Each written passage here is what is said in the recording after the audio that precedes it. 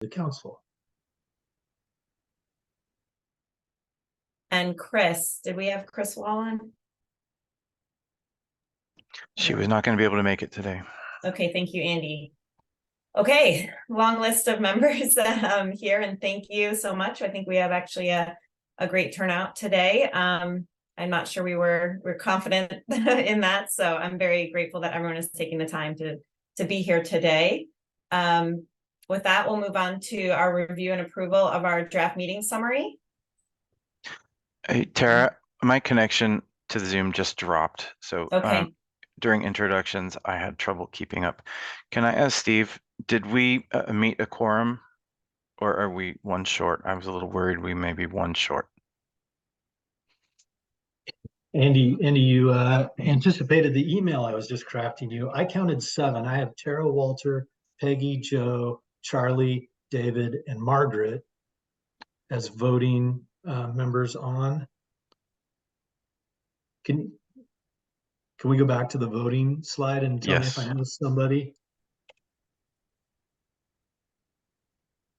Because I had Susan, Richard, John, and Bob not here. And is Fran joined? Fran is not going to be able to make it today. Okay. So I think that's why Susan needed to join for the council to make a decision. Yeah. So any of the things like we can take preliminary discussion and whatever on things like the meeting summary, but when we come to action items, we will need to have 8, and it will take then we can figure out how many votes we need out of those 8 if that comes to be. Joe, you have your hand raised? I count 8. Is that what we need? Because Margaret Corby joined. I think that's.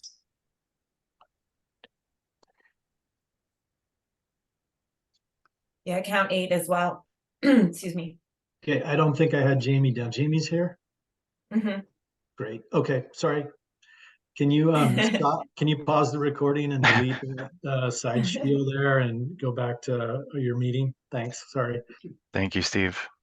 Sorry, okay. Everyone. We knew it was going to be slim, so we were, and Susan is on deck to join. So. Okay, so I think we can go and approve the draft meeting summary. If there are any edits or corrections, this one was really simple for you all. There was just one action, and it was really housekeeping to approve the minutes from the May 23rd meeting.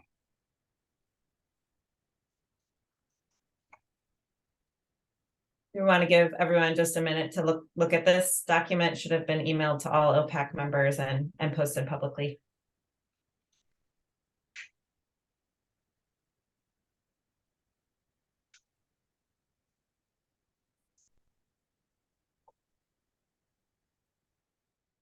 Yamamoto would move to approve. We've just talked on top of each other. I heard 2. I heard David and Peggy both move to adopt. I would take either one, I think. Is there a second? I will second. Okay, I heard that Commissioner Yamamoto moved to approve our May 23rd, 2023 meeting summary with a second from Jamie. Is that correct? Great. Any objections? And Steve, we have a quorum, right? We're at 8. We're good? Okay, perfect. Okay, with that, I think we can approve our meeting summary from May. Thank you all for taking a quick look at that.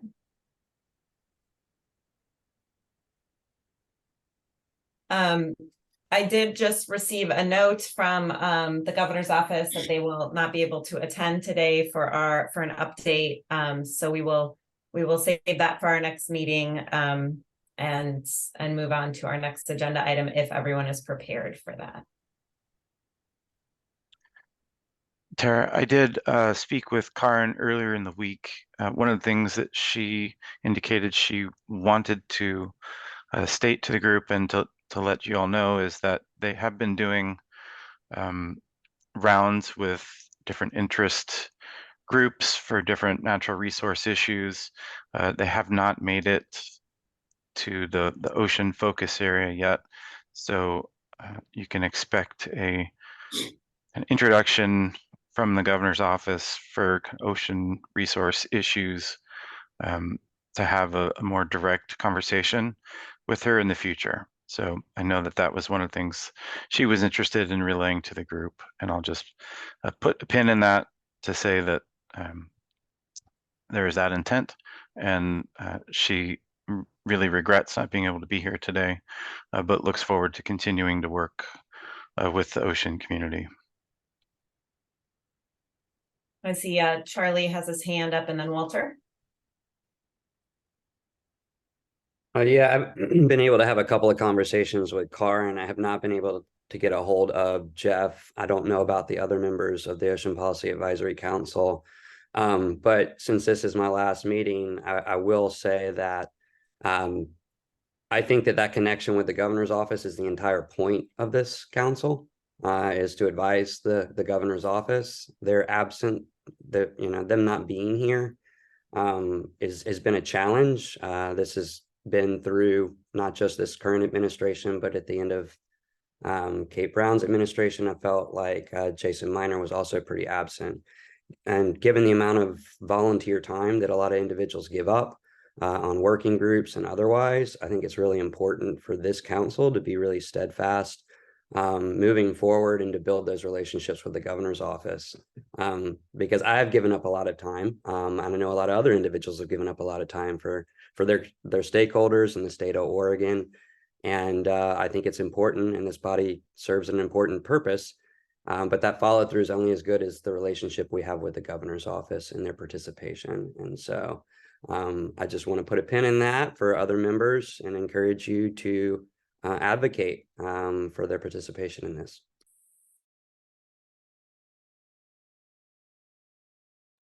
Thank you, Charlie. Appreciate that perspective. I see Walter has his hand up, and then David. Yeah, just a little, and thanks for those comments, Charlie, and thank you for your service also. There are discussions regarding offshore wind going on right now at the governor's office between Heather Mann and a couple former OPAC members. The duties and obligations of this council are to advise the governor's office, and I just think that for the governor's office to be talking to other members of the public regarding this topic is kind of insulting. OPAC has been involved with this issue of offshore wind and marine renewables for many, many years. I think that OPAC has a place, and we need to make sure that this council and former members coming up know that their responsibility is to advise the governor's office on this, and it is also incumbent on the governor's office to ask for our OPAC's advice. We're gonna hear from Jean Thurston Keller coming up about some of the areas that Bohm put up, but I think that OPAC needs to make sure that they assert their ability and their duty to advise the governor's office on this, and not to have the governor's office asking other members of the public to do what OPAC is supposed to be doing. Thank you. Thank you, Walter, for those comments and perspective. David, do you have a comment as well? Yes, thank you, Walter and Charlie. I do appreciate those comments also. So I'm chair of the Council of Forest Trust Land Counties in the state of Oregon, and still working with the governor's office with Jeff Huntington. So at least part of the governor's office staff is actively working. We've got issues with the trust counties as far as some of the things happening in the Department of Forestry and the Habitat Conservation Plan and the IPs and the Forest Management Plan. And the governor is actively trying to find a way, and we appreciate this very much, trying to find a way to keep county and special district finances whole throughout this. So we have our first meeting on Monday and Wednesday of next week with the governor's office, trying to figure out a way. It's a listening session. All 15 trust counties are invited to just have this conversation with the governor's office to see if we can find ways to move forward and not destroy the trust counties with this HCP. So I appreciate that the governor's office is involved in some areas, but I would have to agree with you that the governor's office lack of attention to ocean policy issues, especially when BOEM is pushing so hard to develop floating wind energy off the southern Oregon coast. It's concerning to me. It is. Matter of fact, yesterday we had an Association of Oregon Counties Transportation and Community Development Steering Committee meeting, and the Oregon Renewable Energy Committee was there along with some others, and we had a robust discussion about wind energy off the southern Oregon coast, and I was involved with that deeply, and I plan on being involved in the conversation today. So thank you for the opportunity.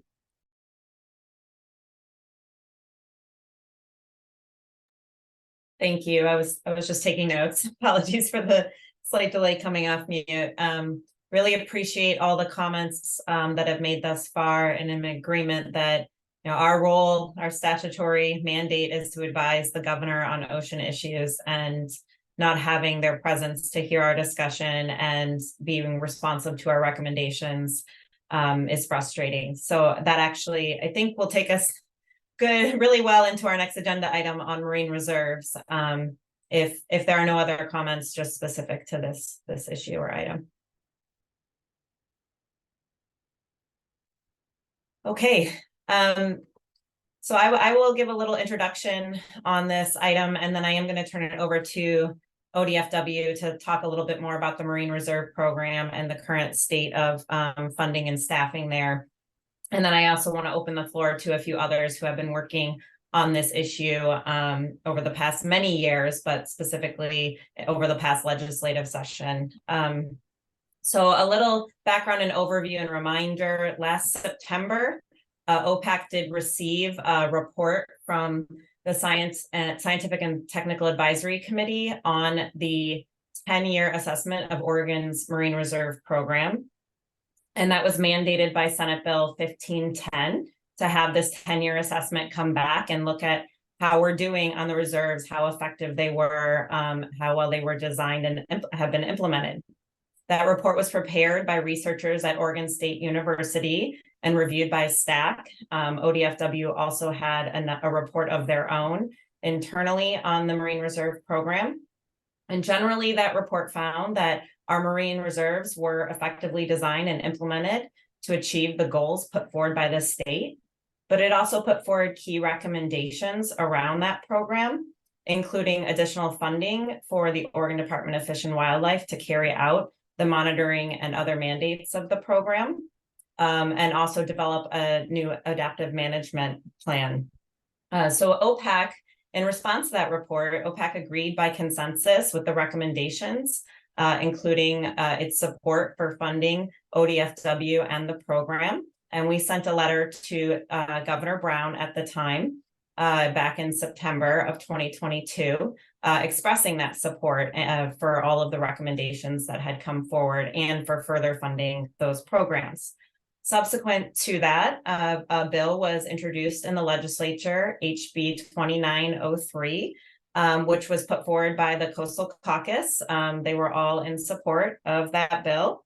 It would have implemented the recommendations of the 10-year assessment and also created 2 new positions in the Marine Reserve Program.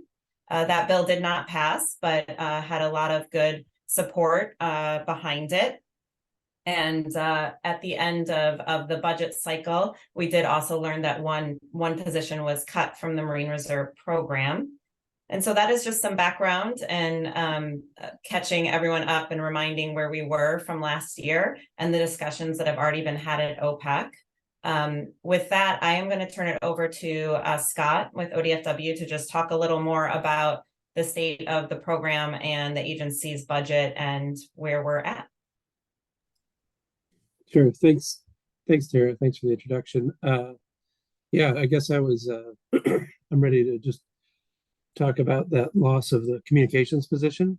That Marine Reserves team, like Tara was pointing out, it's a real effective team. We have between 6 and 10 employees over there, depending on season, and that team has their main focus is science, of course, collecting data and writing it up and understanding the effect of those reserves. But this program is interesting. It has a couple other components that others don't, which is human dimensions and a position dedicated to communication and outreach.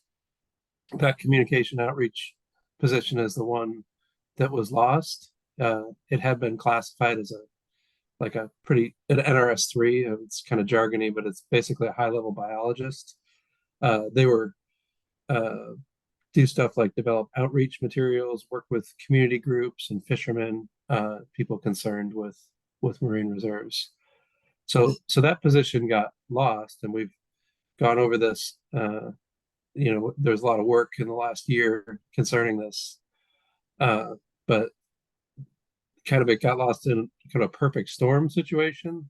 It's pretty common for us to have vacancies of positions, and this position had been vacant for some time, much in part that it was classified as a biologist, and we're trying to move it around to be more appropriate to get the right candidates in there.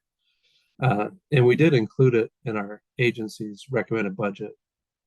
That position, however, with its standing of how long it had been unfilled and a few other things, that it was not in the governor's recommended budget. So it was lost there. And I'm glad you pointed out House Bill 2903, Tara, because we had this weird thing where, it looked pretty hopeful to get some positions, and we actually lost some positions. So it's kind of a bit of something to get used to there. But going forward, we're kind of looking to replace that capacity, I guess. We've already worked on some grants to try to find some grant money to support that communications outreach need. But I think our plan is to go forward with probably less engagement, without that position, less outreach, but we'll continue to support the mandates of the marine reserves. And it's not unusual. Many of our programs, it's biologists doing that, and that's probably what this will look like. And of course, that'll be a little scaled down from intentions. But yeah, something we're working on, something that we hope to replace. But budget wise, with ODFW, we're doing, in at least marine program, we're doing pretty well. That position or that program is all in general funding, which causes some additional difficulty. It's a little less within our span of control. But I guess the last thing I would add is ODFW has been supportive of the program and in this position throughout, and looking to replace it.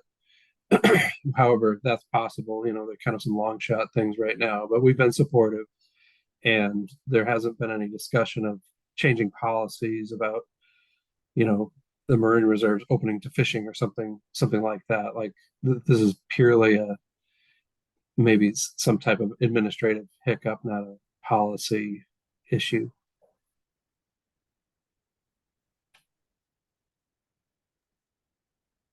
Thank you, Scott, for that perspective from the agency. I see Karina has a hand up, so I'm going to let her speak or maybe ask a question. And then if he's open, I'm going to turn it to Charlie because he worked a lot on this issue over the last year.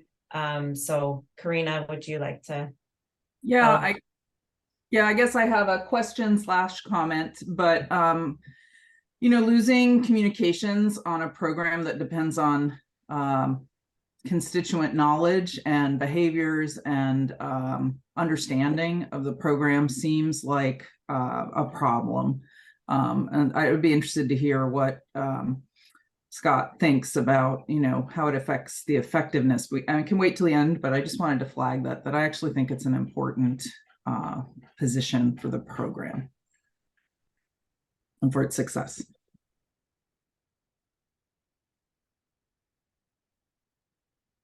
Yeah, I think I agree with you. One of the issues, that's kind of a constant issue at ODFW, or at, communications positions are kind of not always viewed as a core item, but it's as you're pointing out, becoming more and more important, especially as things are changing.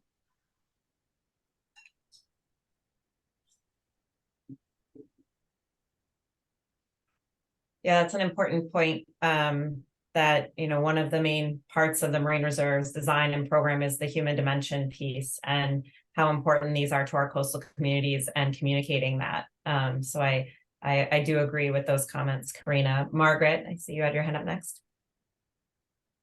Yeah, it's more of like just I think I have a current understanding of the Marine Reserves program, but just got a question. Like, you said that this would not be a change to any fishing regulations, and just can you confirm? My current understanding is that the regulations exclude tribal use, because it's really excluded for everyone. Do you have any background in that, or can you confirm that for me? What I can confirm is there's been no discussion of changing fishing regulations. Like the nexus with tribal stuff would occur in their agreements, and I don't know that that's been discussed. That's been outside of my realm, I guess. But current fishing regulations in marine reserves don't allow for tribal use, correct? That's correct. Okay. The exception to that, then there's some conflation of reserve areas, as is on the screen there. This group was part of or the impetus to have these new TSP 3 areas, and those 6 new areas that are on the screen somewhere there do allow for modifications within tribal agreements. So the old ones, no, the new ones, yes, but the new ones aren't within the Marine Reserve program. Correct. Those are not, and I am familiar with those because we spent a long time on the TSP part 3, but thank you for the clarification. Thank you, Margaret. I did want to note in the chat that there was a note from Charlie saying that the decadal recommendations did call for also increased tribal engagement. And Karina confirmed that was one of the recommendations that came out of the 10-year assessment around the program. So wanted to note that from the chat. Joe? Yeah, thanks, Tara, for the background and remind us all. And for Scott for your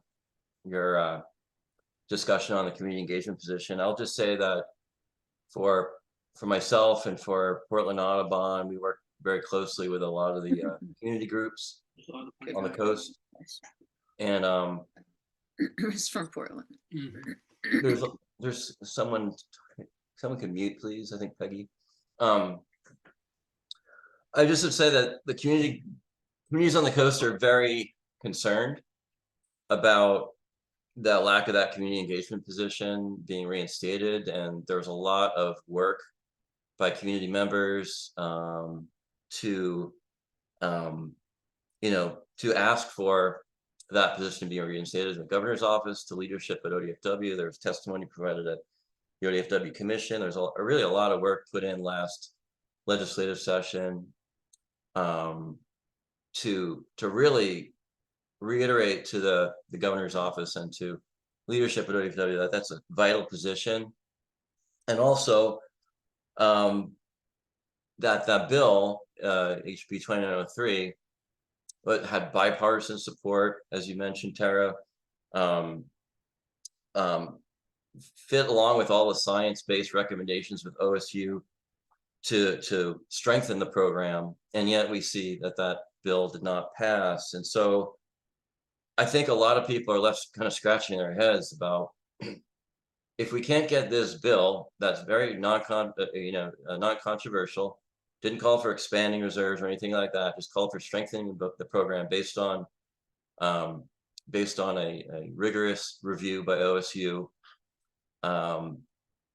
We're kind of left scratching our heads about this program, and a few options that I can think of are instead of trying to, cobble together some grants, like you say, Scott, to try to keep some type of engagement going, why don't we, really be more aggressive about it and try to put together a policy option package with the support of the governor's office to reinstate that position moving forward in the next legislative session.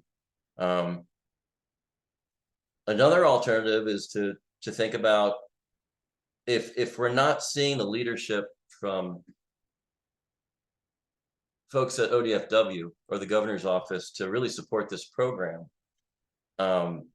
maybe we need to look at for other options. And there's been discussion of marine sanctuary program. Maybe we need to think about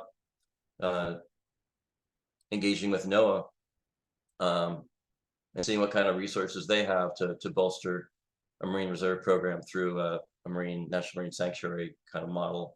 So I just wanted to throw that out there to OPAC. And this is not, obviously we at OPAC supported the marine reserve program and the OSU assessment. So we're united in this. It's a matter of just taking this message to ODFW. I'm glad you're here, Scott, to hear this. I'm disappointed the governor's office is not here to hear this. Hopefully they'll get a recording and listen to it. But I think we need to have, this kind of discussion to talk about this program, which, as we've seen, has been very successful and has a lot of ability to grow, to be even more successful without a big ask in money. I mean, I think HB 2903 only called for $800K biennium to bolster the program, and that's a drop in the bucket. And yet, even with full bipartisan support of the Coastal Caucus, we could not get this thing passed. So I'll stop there, and I know that Charlie, I think, is going to have some words next, but I just wanted to open that up. I did see Laurel's hand up, but then it came down. I don't know if we're okay. Charlie, would you like to speak? I saw you had another question in the chat as well. I give you the floor. If I can get myself off mute, it's like the first time I've used Zoom. Well, I guess I mean I was there during the budget process, and I don't know what the folks at the Marine program know about how that unfolded and did unfold. At the end of the day, it was ODF&W that said they did not need this position and they could carry out the program without it. When asked for specifically by the president of the Senate, the Speaker of the House, and the co-chairs of the Ways and Means Committee. So it was a decision, at the programmatic level and at the Marine program level that they're very much supportive of the program, and but enthusiastically support that in the budget process when other trade-offs are being made or decisions that come from higher up. And this one didn't make the cut. I think the program for ODF&W and for this body is to work with the governor's office to get a policy option package in together that defines new positions under the recommendations that we put forward in the decadal review. I think that's probably the cleanest way to kind of get this back. I do agree it's very concerning. The loss is deeply concerning. I was just reviewing ODF&W's own staff capacity report from the synthesis report from the program. And when you look at that, there's a nice graph in there that sort of shows the staffing over time. And they've never been able to complete this program with less than 7.7 FTEs, and they're down to 5 now. And I think that attrition will continue for any fisheries independent budget work at ODF&W. This has kind of been a trend. Fisheries and commodities pay the bills at ODF&W, and so those are the programs where the budget gets allocated to get priority in any kind of fisheries independent work, such as marine reserves. You have to fight, and you have to make those policy options come from leadership, the governor's office, and that of ODF&W. So if we want this, and the state of Oregon wants fisheries independent monitoring, and they want work to continue modeling the economic impacts of fishery decisions independent of the fisheries, I think this is a program where we start doing that, and when we need to continue to invest. That's what the science says, that's what the politics say, and that's what this body has said. So that's my thoughts on this. You know, I encourage folks to take a look at ODF&W's synthesis report. Over and over and over again, they highlight the austerity of the staff, the limitations of the program based on the limitations of the staff, and the inability to really carry through on any of the recommendations that science is making for an adaptive management program to better engage tribes or to better engage fishery communities. All of that sort of over and over again repeated, that it's limited by staff capacity. And you can read that in their very own synthesis report from ODF&W. So my recommendation is that this body continue to put pressure on leadership to work on a policy option package to fulfill the destiny of the decadal review, or start to look at other ways to fund the program. If the state of Oregon can't do it, Joe has an idea with working with the sanctuary program. That's been pretty controversial in the state of Oregon, but a sanctuary program might offer more consistent funding to do the type of community engagement that we're unable to do since we're cutting that position. So that's my general thoughts on how it happened and where we could go from here.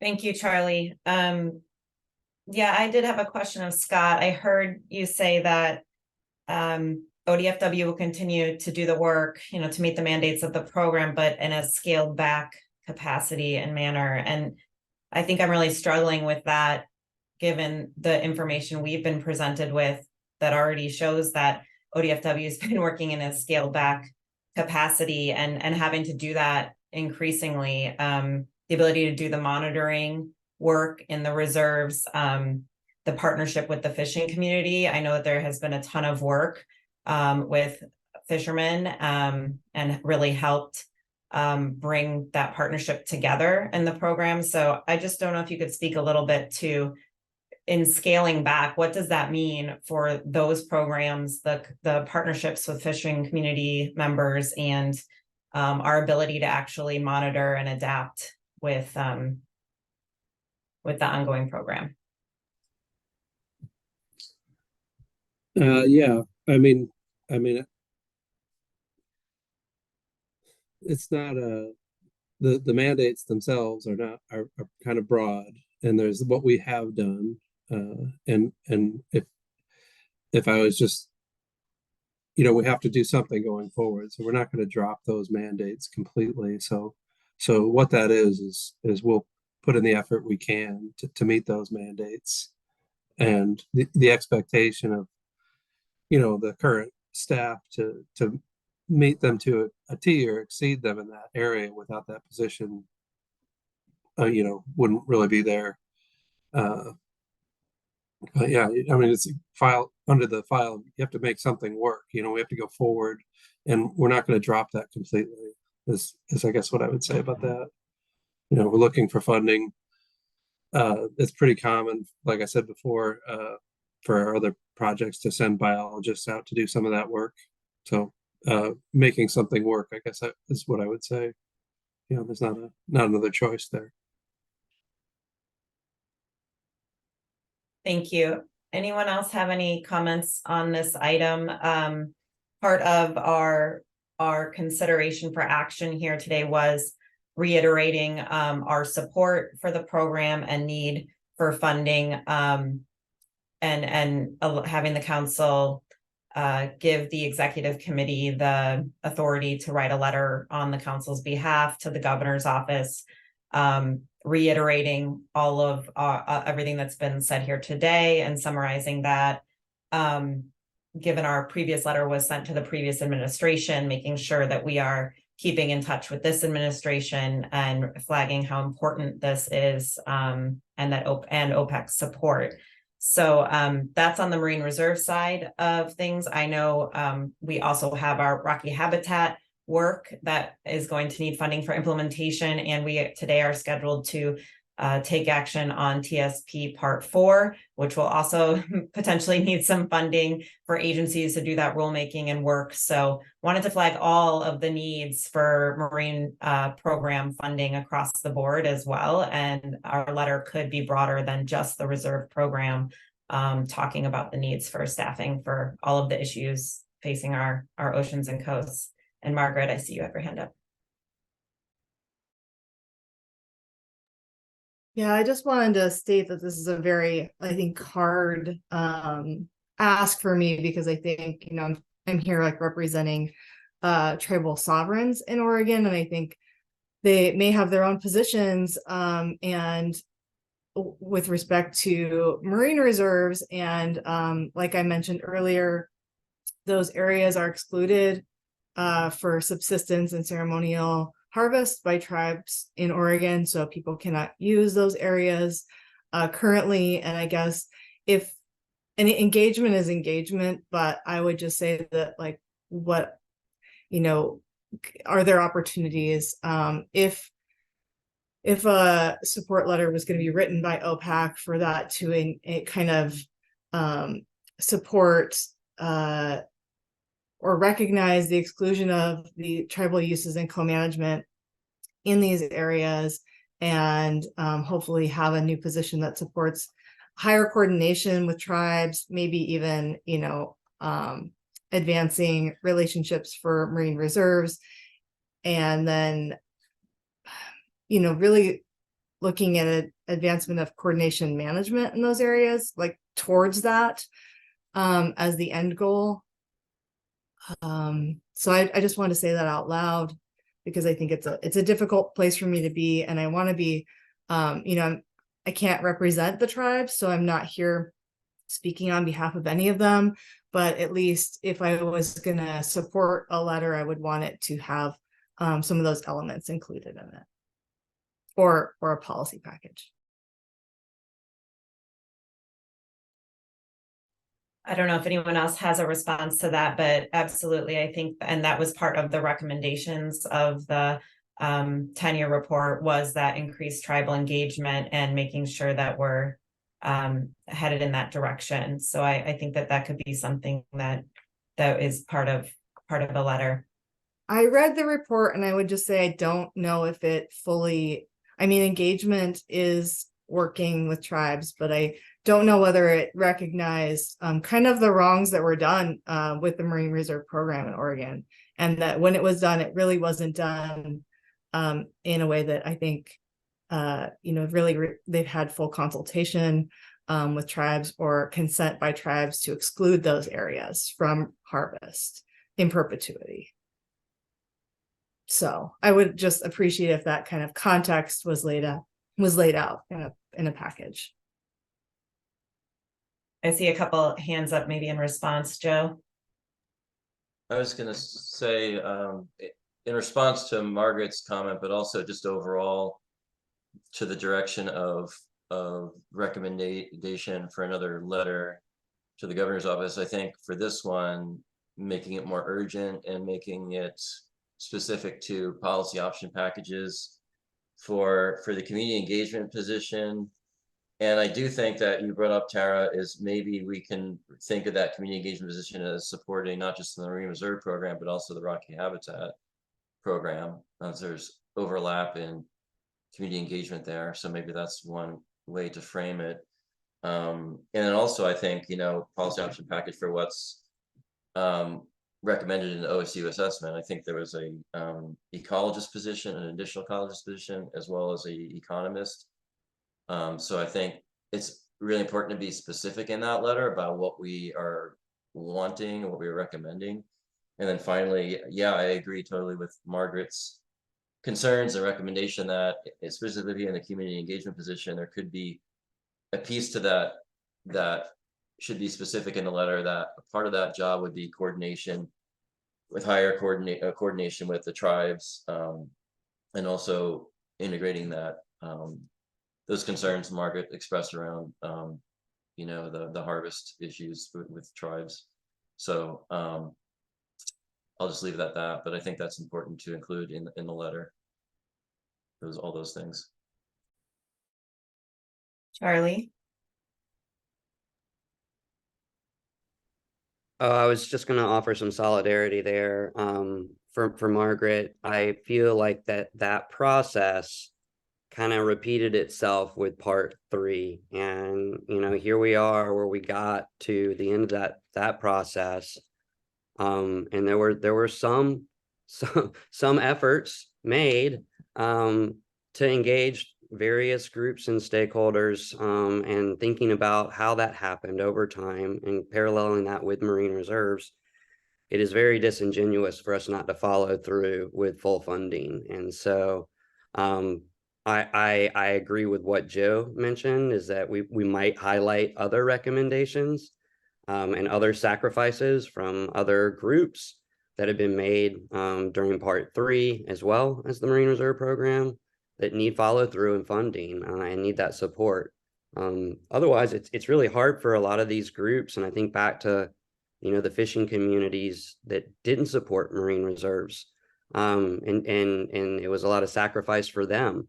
And I don't mean to compare that to the historical wrongs that have been performed on our tribal communities, but there's a lot of parallels in not continuing and deeply trying to support that, whether that's through budget and staffing allocations, or whether it's through deep community processes. And so I think it's important for us to lean in on the human dimensions, to lean in on the community engagement, and to understand that a lot of ODF&W's decision-making really leans on people as much as it does the ecology and the environment. And so, again, going back to fisheries independent work, I think it takes us advocating very hard and very openly to get there. And so the more we can push on that, the better in this letter. And I think the more that we can point out some of the other things that we've just done with part 3, some of the other protections that we just put in place,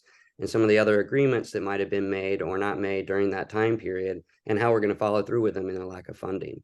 Those are outstanding recommendations from this council as well for the governor's office. So.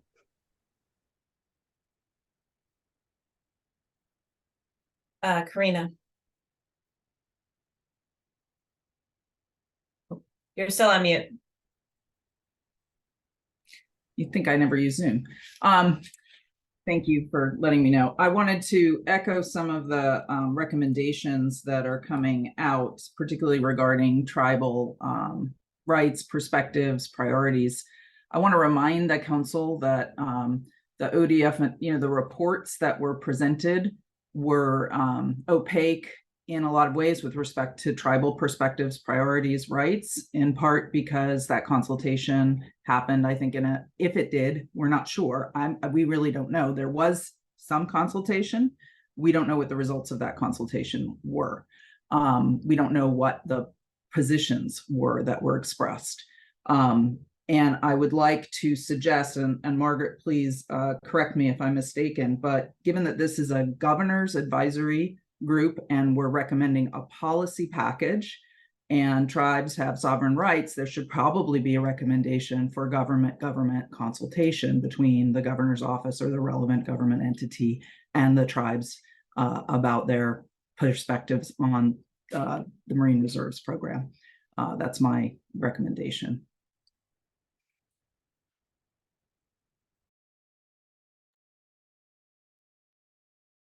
Thank you, everyone. I'm not seeing any other hands up. I think what I'm hearing is general support for OPAC writing a letter to the governor's office, highlighting these issues. I am wondering if the council would support the executive committee working on that with Margaret to make sure that some of that language is included, and if Margaret would be willing to do that. If we have consensus around that point, I can work with Susan and Andy and Jamie and Margaret, and we can get a letter to the governor's office, hopefully soon here. And again, we will have another meeting, hopefully by the end of the year, where we could revisit some of these items again. I saw Margaret nod her head to the potential for working on a letter. If OPAC would be okay, the council is okay with that sort of process here, and reiterating the things we have already sent to the governor's office previously, with the addition of the need to focus on the tribal rights and engagement and potential for future consultation. And I think Charlie's right. We saw that repeat itself somewhat in part 3 and don't want to continue to have that be repeated.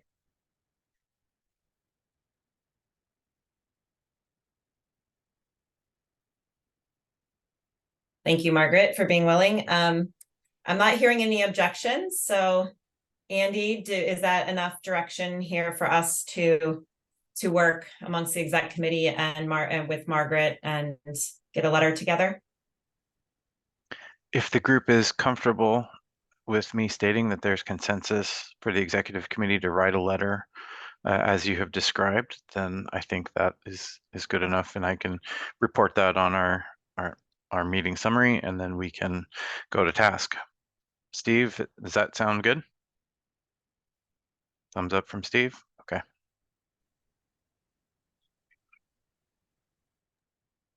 Thank you, everyone.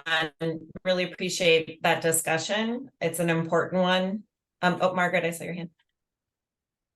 I just have a quick question. It's housekeeping. When this is recorded, it's video recorded, is that correct? And we can see like the entire group, so like hand gestures or thumbs up are able to be seen, because I feel like you're getting some good consensus here, and it would be good just to like have that recorded. And sometimes I know Zoom, it looks different in the recording, so that's all. Yeah.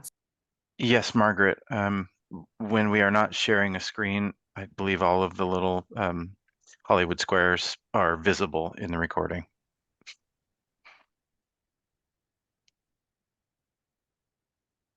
Perfect. And yeah, thank you for checking that, because there's a lot of times thumbs up and head nods that might not otherwise be noticed if you don't see the video.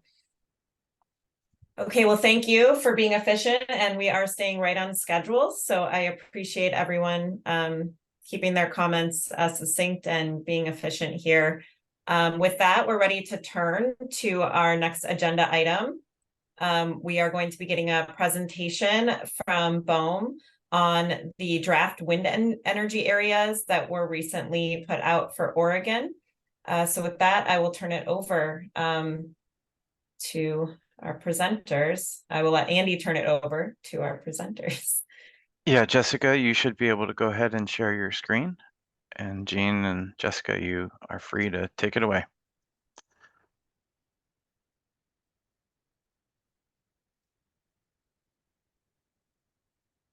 Great. Thank you, Andy.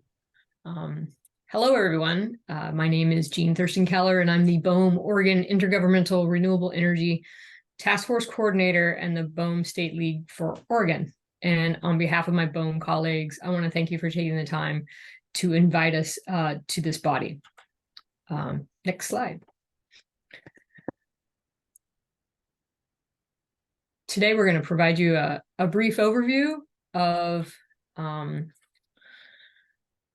BOEM's offshore wind planning work in Oregon, including identification of initial call areas that led us to working with the National Oceanic and Atmospheric Administration's National Centers for Coastal Ocean Sciences, or NOAA-NCOS. This will be followed by 20 minutes by Jessica on our joint spatial modeling process for Oregon and potential next steps in the future. Next slide. Most of you are very familiar with the BOEM task force. Some of you participate in that body as well. The task force has held 4 meetings since 2019, focusing exclusively on offshore wind planning. In September of 2019, BOEM and the state discussed a planning approach for offshore wind, and the result of that meeting led to BOEM and the Department of Land Conservation and Development to draft a data gathering and engagement plan. And in June of 2020, the task force gathered to discuss the draft plan, and the result of that meeting was a final plan using input from our fellow task force members. And then we implemented the plan, creating with DLCD the Oro Wind Map portal for data collection to ensure it's done in a transparent way, with all data being publicly accessible. And since 2020, we have held numerous meetings and several workshops and webinars. In October of 2021, we reported back to the task force on our progress of the outreach, discussed what we heard, and shared the data we gathered. This part of the story is all really summarized on a report available online at our website. And in April of 2022, BOEM published a call for information and nominations in the Federal Register for 2 areas offshore Oregon for potential future refinement. We received 278 comments and 4 nominations of interest from developers. And as a result of our common analysis, we adopted a spatial suitability model to inform our decisions moving forward and to create draft wind energy areas that would be open for public comment. This is a new process step for our agency to increase transparency and public involvement and to respond to the comments that we receive. So closing that loop and really showing folks that we are listening. Next slide. So part of the planning process discussed with the task force from the start was using a logical approach of defining a planning area. So that's like a set of bookends to focus our planning efforts, looking at the entire Oregon coast, where commercial scale offshore wind is technically viable at depths up to 1,300 meters and wind speeds greater than 13.5 knots. Next slide. So for context, the deepest floating offshore wind facility in the world is at 300 meters, and we are looking at depths up to 4 times that depth right now.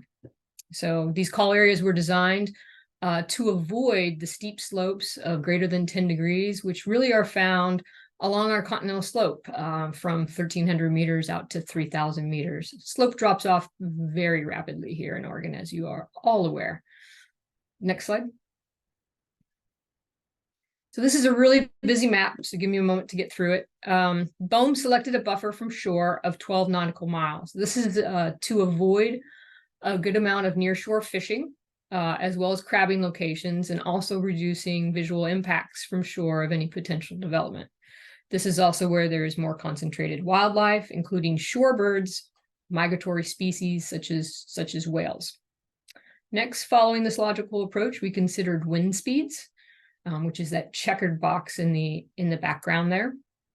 Large-scale commercial development requires wind speeds of a minimum of approximately 7 meters per second or 15 miles an hour, and that's according to the National Renewable Energy Lab.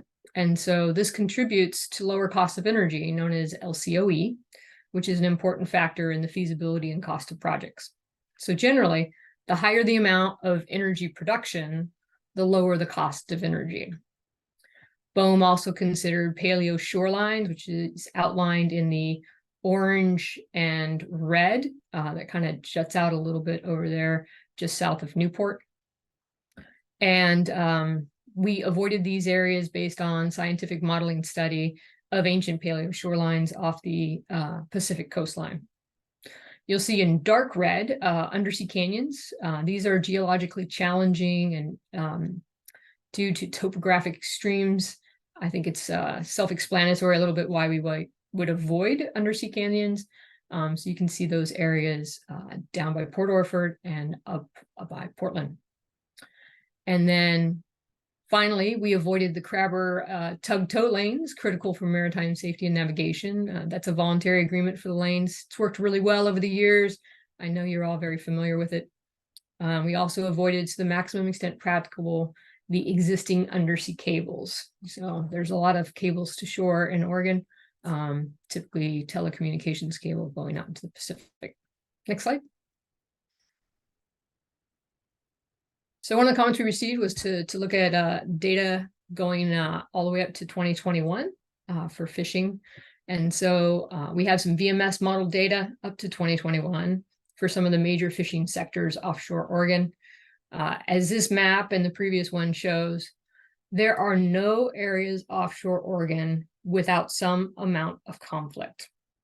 So, and balancing all these factors together is a real challenge that BOEM is faced with. So this is not an easy process. Next slide. As I mentioned before, BOEM published 2 call areas a year and a half ago last April. This was a culmination of all the outreach and balance of those initial considerations previously shown on the maps you saw. The 2 areas had potential for 14 gigawatt of renewable energy for public use. Next slide. So during our years of outreach, which is all summarized in the outreach report online, if you need, I can put it in the chat for you.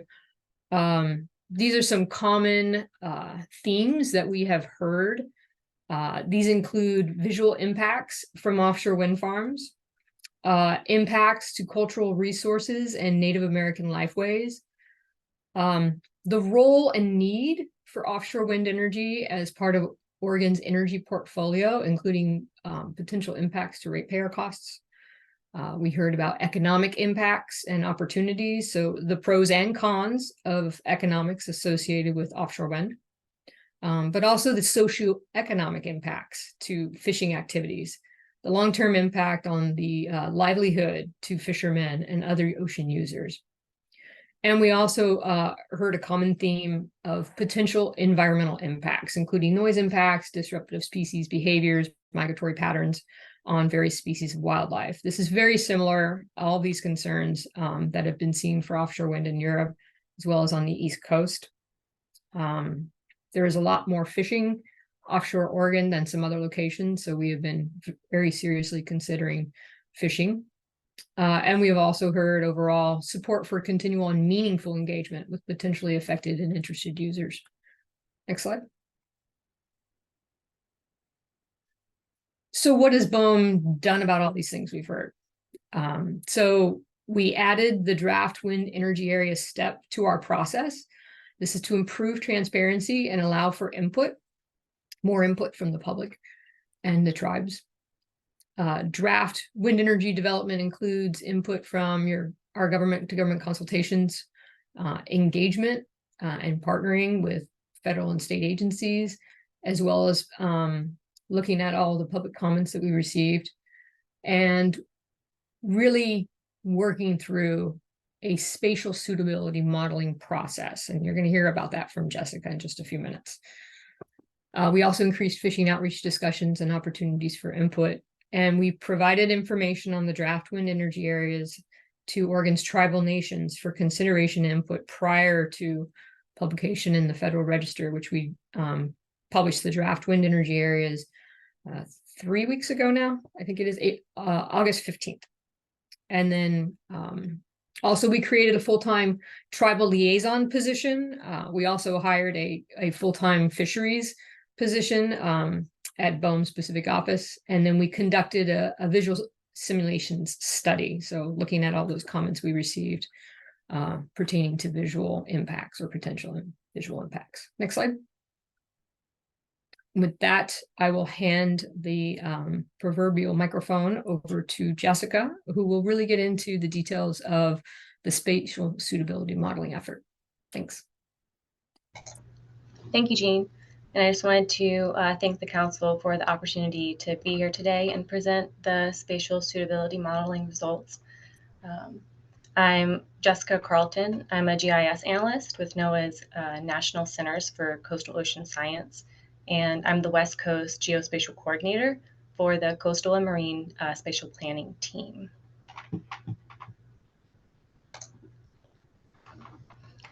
So this was a spatial modeling exercise that was used to identify the least conflicted areas or the most suitable space within the Oregon call areas. Large amounts of data exist for the ocean, and it can be difficult to understand by just stacking data layers on top of each other and trying to identify suitable space. We use spatial modeling because it allows us to better understand the ocean and whole ecosystem by looking at a large number of these data sets simultaneously and be able to analyze their interactions and be able to weight and score different activities or human ocean uses, as well as environments of the ocean, and then be able to create a heat map to look at areas that are more suitable or less suitable in relation to wind energy development.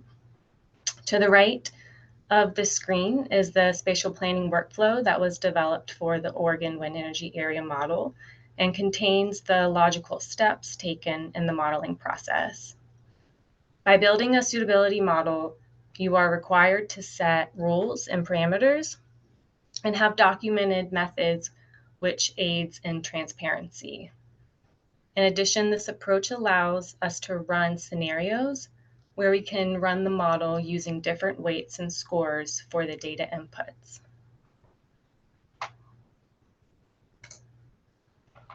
So this is an overview of the framework for the Oregon suitability model. During the data inventory phase, our goal was to acquire all of the relevant spatial data for the entire region.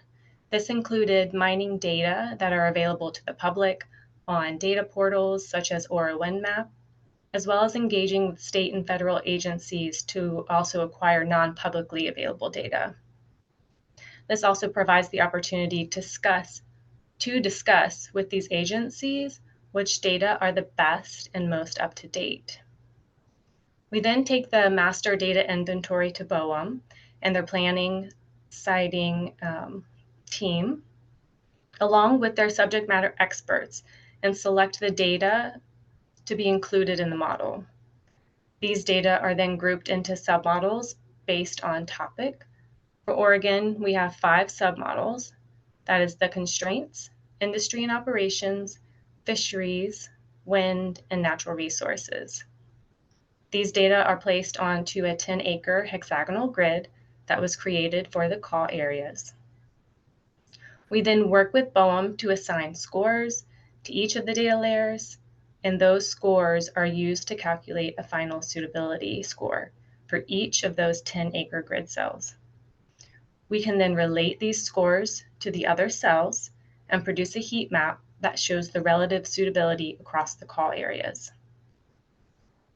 Then, the areas identified in the constraint submodel are eliminated from consideration, and we run a cluster analysis that identifies statistically significant clusters of high-scoring cells to identify the draft wind energy areas. Now, data used in a model must be transformed into a common scale so they can be compared. Here we are using a scale of 0 to 1, where 0 means non-compatible with offshore wind and 1 means highly compatible. In this model, we use different types of spatial data that's categorical and continuous. When transforming data to the 0 to 1 scale, categorical data are assigned scores based on their compatibility with offshore wind. For continuous data, such as fishing and vessel traffic, we use mathematical functions like a z-membership function or linear function that assigns a score between 0 to 1, and it's based on the spread of data. So when we look at the scores for each data set in the model, you'll see a single score for categorical data, like in the table shown here. And for continuous data, you'll see the function that was used to transform that data set and the range of values that were assigned to the data.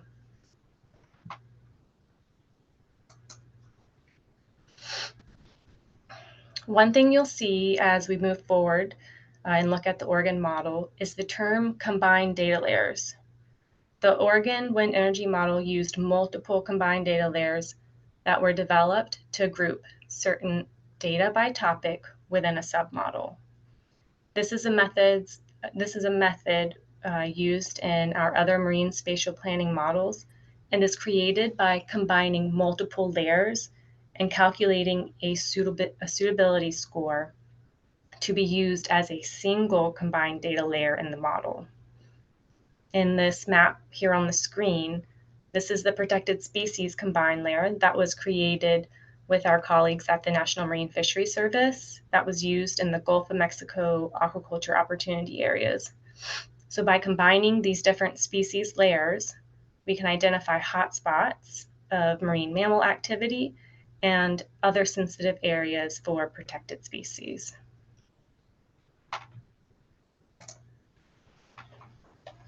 Now this table shows the data inputs for the Oregon suitability model organized by submodel, showing the setback distance if one was used and the score that was applied to each layer.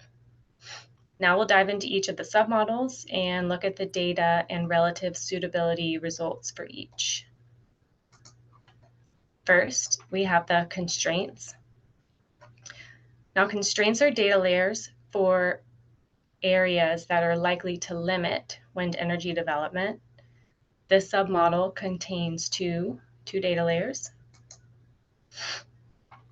On the left is the exclusion area that was provided by the Department of Defense as being incompatible with wind energy development due to a conflict with national security.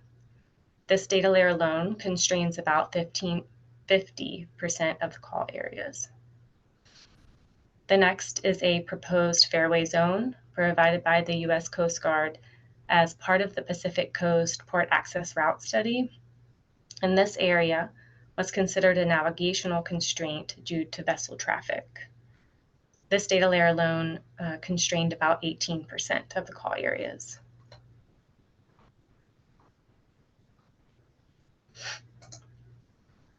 So these are the results for the constraint submodel.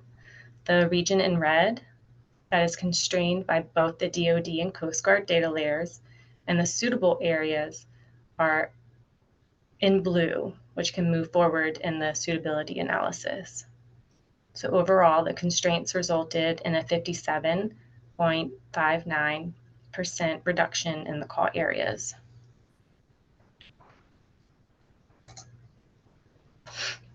Next is the industry and operations submodel, which has two data inputs. First, we have the NEMS scientific surveys combined data layer, which was a collaboration with NIMS's Northwest and Southwest Fisheries Science Center. This combined data layer consists of 4 single data layers that represent the geospatial extent of NIMS's survey operations within the call areas. NIMS recommended 2 scoring approaches for this data layer. The approach shown here was selected because it did not contain areas that would be assigned as a constraint. In the final combined layer shown in the map, there are 8 4 nautical mile wide corridors that were given a lower suitability score than the remaining area. Next is the submarine cables. There's only 1 cable in the region that passes through the Coos Bay call area. This data layer was given a 500 and 1,000 meter setback due to the potential interactions with the industry. The 500 meter setback was given a score of 0.6, and the 1,000 meter setback was given a score of 0.8. Now these scores are combined to give you the results for the industry and operations submodel. You can see the lowest relative suitability scores are in shades of orange, and the areas with a relatively higher suitability in greens and blues.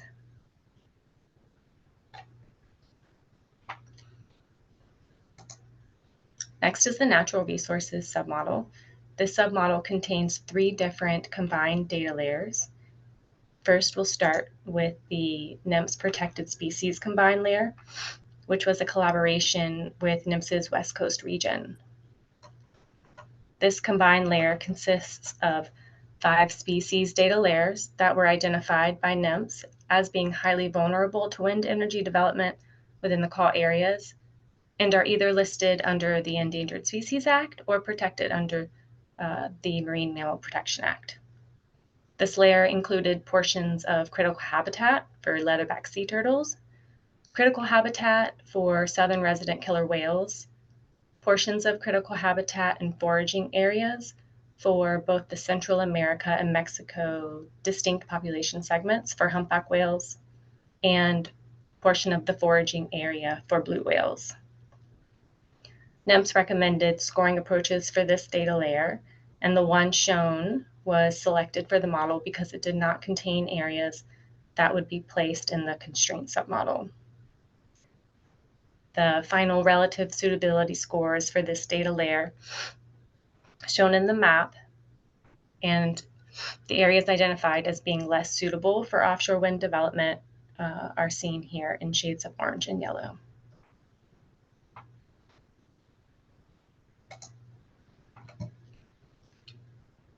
Next, for the natural resources submodel is the NIMS's habitat combined data layer, which was a collaboration with NIMS's West Coast region and Northwest Fisheries Science Center. This combined data layer consists of 5 habitat types that were selected by NIMS and ranked based on their potential sensitivity to offshore wind energy development. This included the essential fish habitat conservation areas, 2 types of rocky reef groundfish habitat areas of particular concern, deep sea coral habitat suitability, the continental shelf break, and methane bubble streams. NEMS recommended scoring approaches for this data layer as well, assigning the most sensitive habitats with the lowest scores. The final relative suitability scores shown here in the map is the scoring approach that was used within the model and was selected because it did not contain additional constraints. Last is the marine bird combined data layer, which was a collaboration between NCOS, BOEM, and the U.S. Geological Survey. This data layer utilized modeled relative density data for 30 individual species and 12 taxonomic groups. Each species or group was assigned a vulnerability rating based on its sensitivity to offshore wind development within the call areas. These data were combined into a single data layer and represents the marine bird importance across the call areas. Now, this data layer is a continuous data set ranging in values from relatively low importance to relatively high importance. So for the model, these data were rescaled using the Z membership function with scores that ranged from 0.01 to 1. And just to recap, these are the 3 data layers that are then equally weighted and combined using the geometric mean to calculate the natural resources submodel. So here are the results for the natural resources submodel. Again, we're displaying a range of relative suitability from low to high, with the lowest relative suitability scores in oranges and high suitability in blues.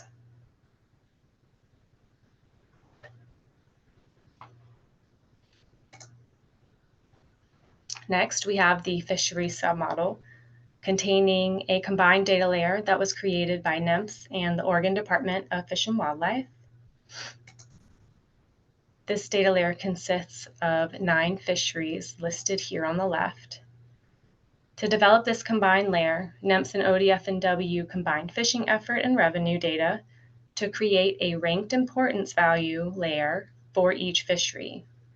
These ranked importance layers were then combined into a single layer, and then NEMS and ODF&W recommended 5 different scoring approaches. The approach that was selected for the model took 75% of the area with the highest ranked importance values for the 4 trawl fisheries and scored that area with a 0.001, which you can see in the map in dark orange. Now, this scoring approach was selected by BOEM because it was the most conservative approach possible that did not contain constraints.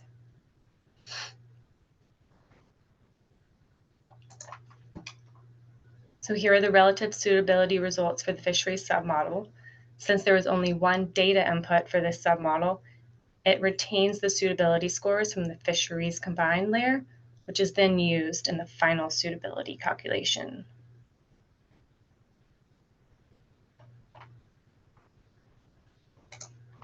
Now last, we have the wind submodel. This submodel was created using a levelized cost of energy data layer. Now this is a cost model product developed by the National Renewable Energy Laboratory, or NREL, that shows the cost of floating offshore wind for Oregon in 2027. For this data layer, the lower the cost of energy, the better for offshore wind. So areas displayed in darker blues and purples being the lowest levelized cost of energy areas. To input in the model, this layer was rescaled from a 0.8 to 1 using a linear function because of the linear relationship between cost and suitability. So as the cost of energy increases, the suitability of offshore wind decreases. And now here are the relative suitability results for the wind submodel, with the relatively lower areas in Coos Bay and the higher suitable areas in Brookings and Lower Coos Bay.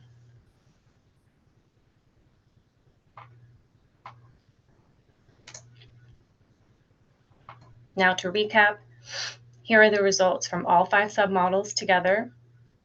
So except for the constraints, all of these submodels are then combined by using the geometric mean, and a final suitability score is calculated for each grid cell within the call areas. And so this is the resulting heat map of the final suitability results. Areas in red are those from the constraint submodel that were determined to be incompatible with wind. The remaining areas range from lower suitability in oranges and higher suitability in blues. Now next, we take these suitability scores, remove grid cells with a score of 0 that were in the constraint submodel, and then run a cluster analysis. So these are the results from the cluster analysis on the map. These are what we call high clusters because they contain statistically significant grid cells from the relatively highest suitable areas. We use these clusters and then a set of rules or guidelines to then identify WIA options. First, Boehm's aliquots are overlaid on top of the high clusters. Then those aliquots that intersect with a grid cell containing a high cluster are then selected and extracted. Then groups of aliquots that are less than 55,000 acres are removed. And then in cases where there may be holes or missing aliquots, those missing aliquots were included, but only if they were fully encircled by the high clusters or original selected aliquots. So following those steps, the result were these 2 draft wind energy areas. We have A in Coos Bay, B down in Brookings.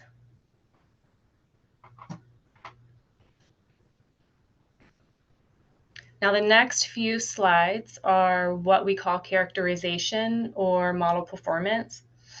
And it's essentially a review of the data layers that went into the model, as well as a few other additional data layers that can be useful for either providing further intelligence or characterization for decision makers. So first, this is the draft WIAs overlaid on the NEMP Scientific Surveys combined data layer.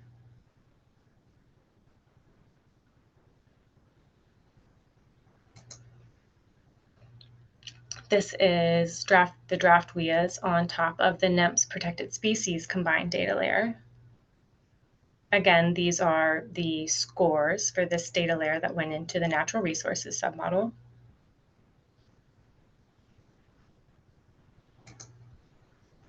This is the draft WIAs on top of the NEMP's habitat combined data layer.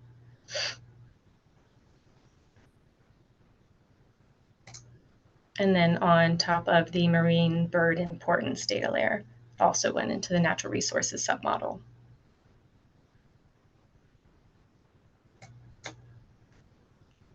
Here is the NEMPS and ODF&W fisheries combined data layer.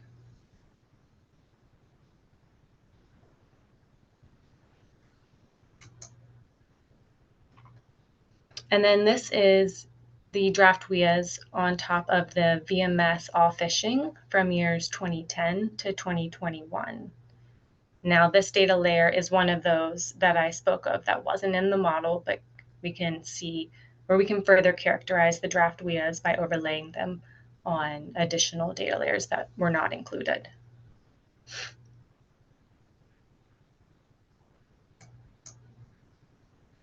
And now I will hand it back over to Jean. Thanks, Jessica. Next slide.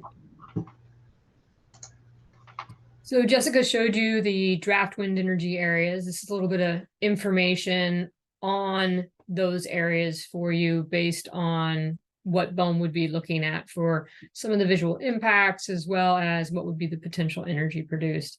And so draft WIA A within the Coos Bay call area could produce about 740 megawatt. It's 32 miles from shore and 40 miles to the nearest port. And then draft WIA B, which is within the Brookings call area, can produce about 1.9 gigawatt. And it's 18 miles to shore or 23 miles to the Port of Brookings. And this map is available on our website as well. Next slide.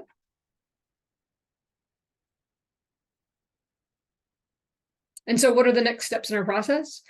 So we published the draft wind energy areas on our website for public comment on August 15th. It's open for a 60-day public comment period, which will close in October, on October 16th. You can provide comments on regulations.gov. There's a docket number there. There's a lot of links on our website. If you have any questions after the meeting on how to comment, please contact me directly and I can help you with that. The supporting documents that are available on our website include this modeling report that Jessica went over. It's quite extensive, so it's there for you to read and analyze. We also have the completed visual simulations based on comments that we received during the call period, and then maps and shape files as well if you want to do analyses. Recently, we've done some stakeholder engagement. So 2 weeks after we published the wind energy areas, the draft wind energy areas, we have briefed the Pacific Fishery Management Council, one of their advisory subpanels. And then just last week, we briefed the Marine Planning Committee. And on Monday, we have a PFMC meeting with their general session over in Spokane. We have the Intergovernmental Renewable Energy Task Force meeting that will be virtual on September 18th, the following Monday. And then later on that week, we have a virtual fishing industry informational webinar. This will be followed by the following week in September with 3 public meetings in Gold Beach, Coos Bay, and Brookings, and then continued consultation with tribes. Next slide. So this is the wonderful rainbow slide that I think most of you have probably seen already. I'm just putting this up here. I'm not going to go through it again. But just for context, we are still in the planning and analysis phase, which is on the far left side of your screen, in the area identification process in black. It typically takes 6 months, but we're taking our time in Oregon, and I think we're at the 1.5 year mark right now. So we're continuing to look at the data and information, and we're still continuing to take in public comment to ensure that we have a transparent and public process. Next slide. So this is Jessica and I's contact information. You can reach us by phone, you can reach us by email, and we're here right now to answer questions. Thank you.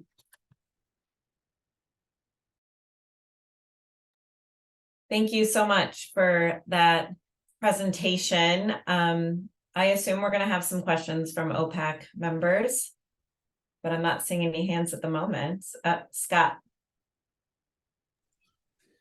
Hi, thanks, Jean and Jessica. Just a quick question relative to cables. Is how many cables do you foresee being out there with a full build out of those WIAs? So that's a great question, Scott. And there's not a direct number that I can tell you. That'd be speculative. It depends on what the final wind energy areas look like, and then what an environmental analysis may provide for the size of potential lease areas. If you have a single project, you would want to have duplicity, right, for reliability for the cables to shore. So typically a developer does put in 2 cables. Their proximity to each other can vary based on seabed conditions. So again, if I would say that the Coos Bay area would probably only be 1 lease, but that's not a guarantee because we don't know what those areas will look like. And then Brookings, again, one, maybe two, like, and that's if nothing changes. And I foresee that things would probably change and adapt as we move forward. So it's a difficult question to ask until you get to the project specific phase. Okay, thanks. Joe? Oh yeah, thanks. Yeah, thanks so much for the presentation and going through the analysis to figure out the wind energy area boundaries. A couple questions I have. One is that I know a big concern for people in Oregon regarding this process is just the unknowns with this technology. It has not been tested on a large scale anywhere like the West Coast, where we have really rough sea conditions and upwelling, and so I guess that makes me wonder, when you start the rollout of developing in if it comes to that in our waters, is there is it going to be done in a stepwise way so that there can be ongoing research to determine number one, if these turbines will just be able to withstand the rough conditions in our waters, and secondly, what kind of large scale impacts they could have. I mean, I've read some papers on that, depending on the array and the location and size of it, they could have impacts on the upwelling itself, which could have, like, ecological wide repercussions on the ecosystem. So I assume that was not included in the model. I didn't see anything about upwelling. Maybe that's in the ocean conditions part. So I'm curious about if that was included in the model at all, any kind of potential impact of arrays on upwelling. And also, finally, I have a few questions here, sorry. A lot of things came up. The final one is about the bird layer, and I assume that's based on location of where birds are. One concern we have is the transit of birds as they go from their foraging areas near the coast outward, further out into the ocean, for their breeding areas near the coast to their foraging areas, where they'll make during the breeding season, a couple times a day or more transit back and forth. And if that was included in the model as well. I know in particular there's a grad student working at OSU that they put some radio tags on Leach's storm petrels, which are a species of concern. There's about 500,000 pairs of them nesting on some of the offshore islands in Oregon and the South Coast. And the initial preliminary results are showing that these birds are moving from those islands on the South Coast right through where the Brookings area WEAs would be. So that's a really big concern. And I assume that was not incorporated into your model. So obviously we'll make some comments to you at some point or have more discussions, but I just want to get your take on, have those types of data been included in the model regarding the bird transiting and then the upwelling kind of concern that I expressed. Thank you. No, thanks, Joe. Those are very, very good questions. And I wrote them down as we were talking. So hopefully I've captured them all. And for some of the specific data that's used in the model, I think Jessica can speak more to that than myself. The first question that you had was upwelling. And we are aware of recent studies for upwelling. So I do not think that has been included in the model. I think that came out after the model, but I would defer to Jessica for her expertise on that.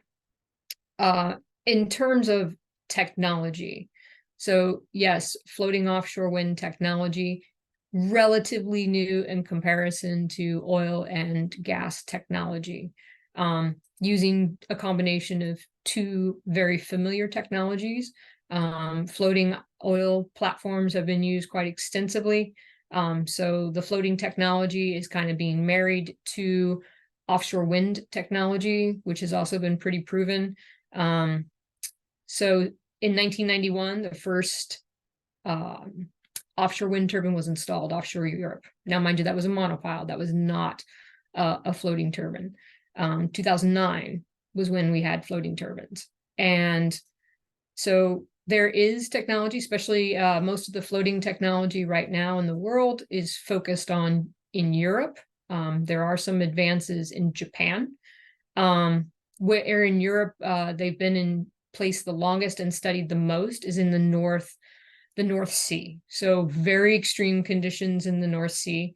I'm not sure who's got worse conditions, Oregon or the North Sea, but they're both pretty on par because they're exposed to, you know, a direct ocean coming in as opposed to some more protected areas. So I think in some ways the technology has been proven, but I think there's also lots of things to learn as we're moving forward. So there's more and more floating wind that's going on in Europe, but the depths are certainly not the same. So there's anchor spreading and things like that. There's a lot of technical challenges associated with that. The other question you had was bird layer. And so I, again, am not a subject matter expert on birds. We do have a very good subject matter expert that if you give me your contact information, I'll put you in connection with him so he can fully answer your questions. His name is Dave Peretska. For the bird layer that we did use, they looked at a vulnerability index.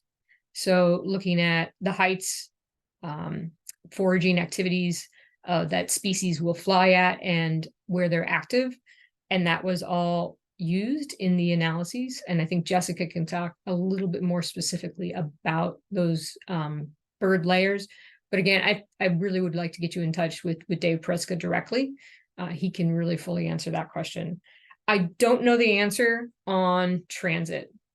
That is something that I think Mr. Peretska can certainly help you out with. And I will hand it right now to Jessica if there's anything that you would like to add, especially about either upwelling or birds, to answer Joe's questions better. Sure. So Jean, you were correct. The upwelling study came out after the model was complete. And so we do have that, and our spatial modeling team is actively doing research on how to incorporate that type of data, ecosystem-wide data, into our spatial models. So in the future, we hope to be able to incorporate some of those data. For birds, the combined bird layer was based off of 3 different studies. So the actual spatial data that was used came from a study that was published in 2021, and that is relative modeled bird density data. And so that is based off of transects of when birds were seen in certain locations. And so using those sighting data, they then this team modeled what the density would look like along the West Coast, so from Southern California up to Washington State. And so those data were the foundation of the bird combined data layer. And then there were 2 additional studies that looked at, Jean mentioned this, that looked at collision and displacement vulnerability to offshore wind energy. And so some of the metrics that came out of those studies were used to weight the individual bird data layers that went into the combined data layer for the model. And the Leach's storm petrel was actually included in this. And I definitely think that you should get in touch with Dave Peretska. And also, if you haven't already, look at Appendix G that is in the NCOS report. It goes over in a little more detail about how that combined data layer was developed. And then it also has the references for the studies that I just mentioned. Yeah, thanks. Just to follow up real quickly. Yeah, I think you probably used a Learness et al. Paper for that. That's correct. And yeah, we actually, in our comments, maybe you haven't read our comments from we submitted about a year ago or whatever when the call area comments were, but we did our own analysis that incorporated Learness, multiple species layers. And so, and what you found is very similar to what we found. So I'm happy to see that similar result. I guess the thing is with the leech and storm petrel, you use the Learness layer, which is where they're located on the water. It's not their transit. So that's what you don't have. And that's what I would recommend you use for that particular species. But yeah, I have a call scheduled with David Reddy, so I'll be talking to him. But thanks again, and I'll pass it. There's a lot of other questions, so I don't want to take any more time. Thanks. Thank you, Joe. Looks like Charlie's up next, and I just want to flag for everyone, we have 13 minutes until our scheduled break. We can go a little over, but want, you know, as concise as we can be with our questions would be great. So Charlie. Sure. Thanks. And I'll try to be quick. I appreciate the presentation. Charlie Plavin, Surfrider Foundation. I represent a lot of shoreside interests and nearshore interests, less so individuals utilizing the sort of call areas and wind energy areas actively. So I guess my question is about that, twofold. One, what is the best way, I guess, for our constituents who have, you know, deep concerns and questions around the onshoring, the infrastructure required, the port development necessary? Where is the best space for those sorts of comments? I'm kind of hearing and echoing concerns down in Humboldt from some of our constituents down there for process tracking. They want to comment on our wind energy areas up here. And I'm curious, you know, what is the best way to provide that sort of feedback to BOEM?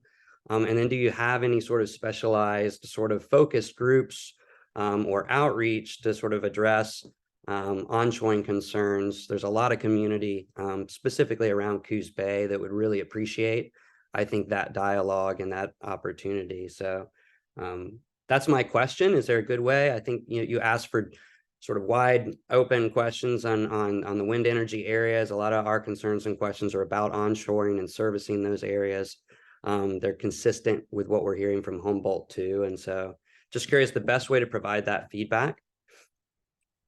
Yeah, sure, Charlie. I think the first is we have a Federal Register notice open right now for public comment, and that would provide us some very valuable feedback on these draft wind energy areas. So I highly encourage the folks down in California, if they want to, you know, provide comment, to provide comment. And I can give you that information, like the direct link. It's on our website, but I can certainly provide that to you. There's also other multiple ways to be involved in this process. I would highly encourage folks, especially the ones you said are in Coos Bay. We have a Coos Bay public meeting. That information is also on the website, but I'll send it to you after this meeting. And that will be on the 28th of September. Yeah, 28th of September, Coos Bay Public Library, from 4 o'clock to 8 o'clock. And then we also have a fishing specific webinar that will be on Thursday, the 21st of September. And that will be from 5 o'clock until 8 o'clock. If there are other constituents, say in Gold Beach or in Brookings, you know, that week of the 27th, 28th, and 29th, that's when those public meetings are. We're also going to be in person at, we'll be in Gold Beach on the 27th, and we will be, Coos Bay on the 27th, Gold Beach on the 26th, and Brookings on the 28th, the same times. And I can get you all the contact information for, you know, the addresses and things like that, because I know we're short on time for Q&A. Just quick follow-up. Yeah, I appreciate I can get all the information off the website, and I'm aware of the pathways and public meetings.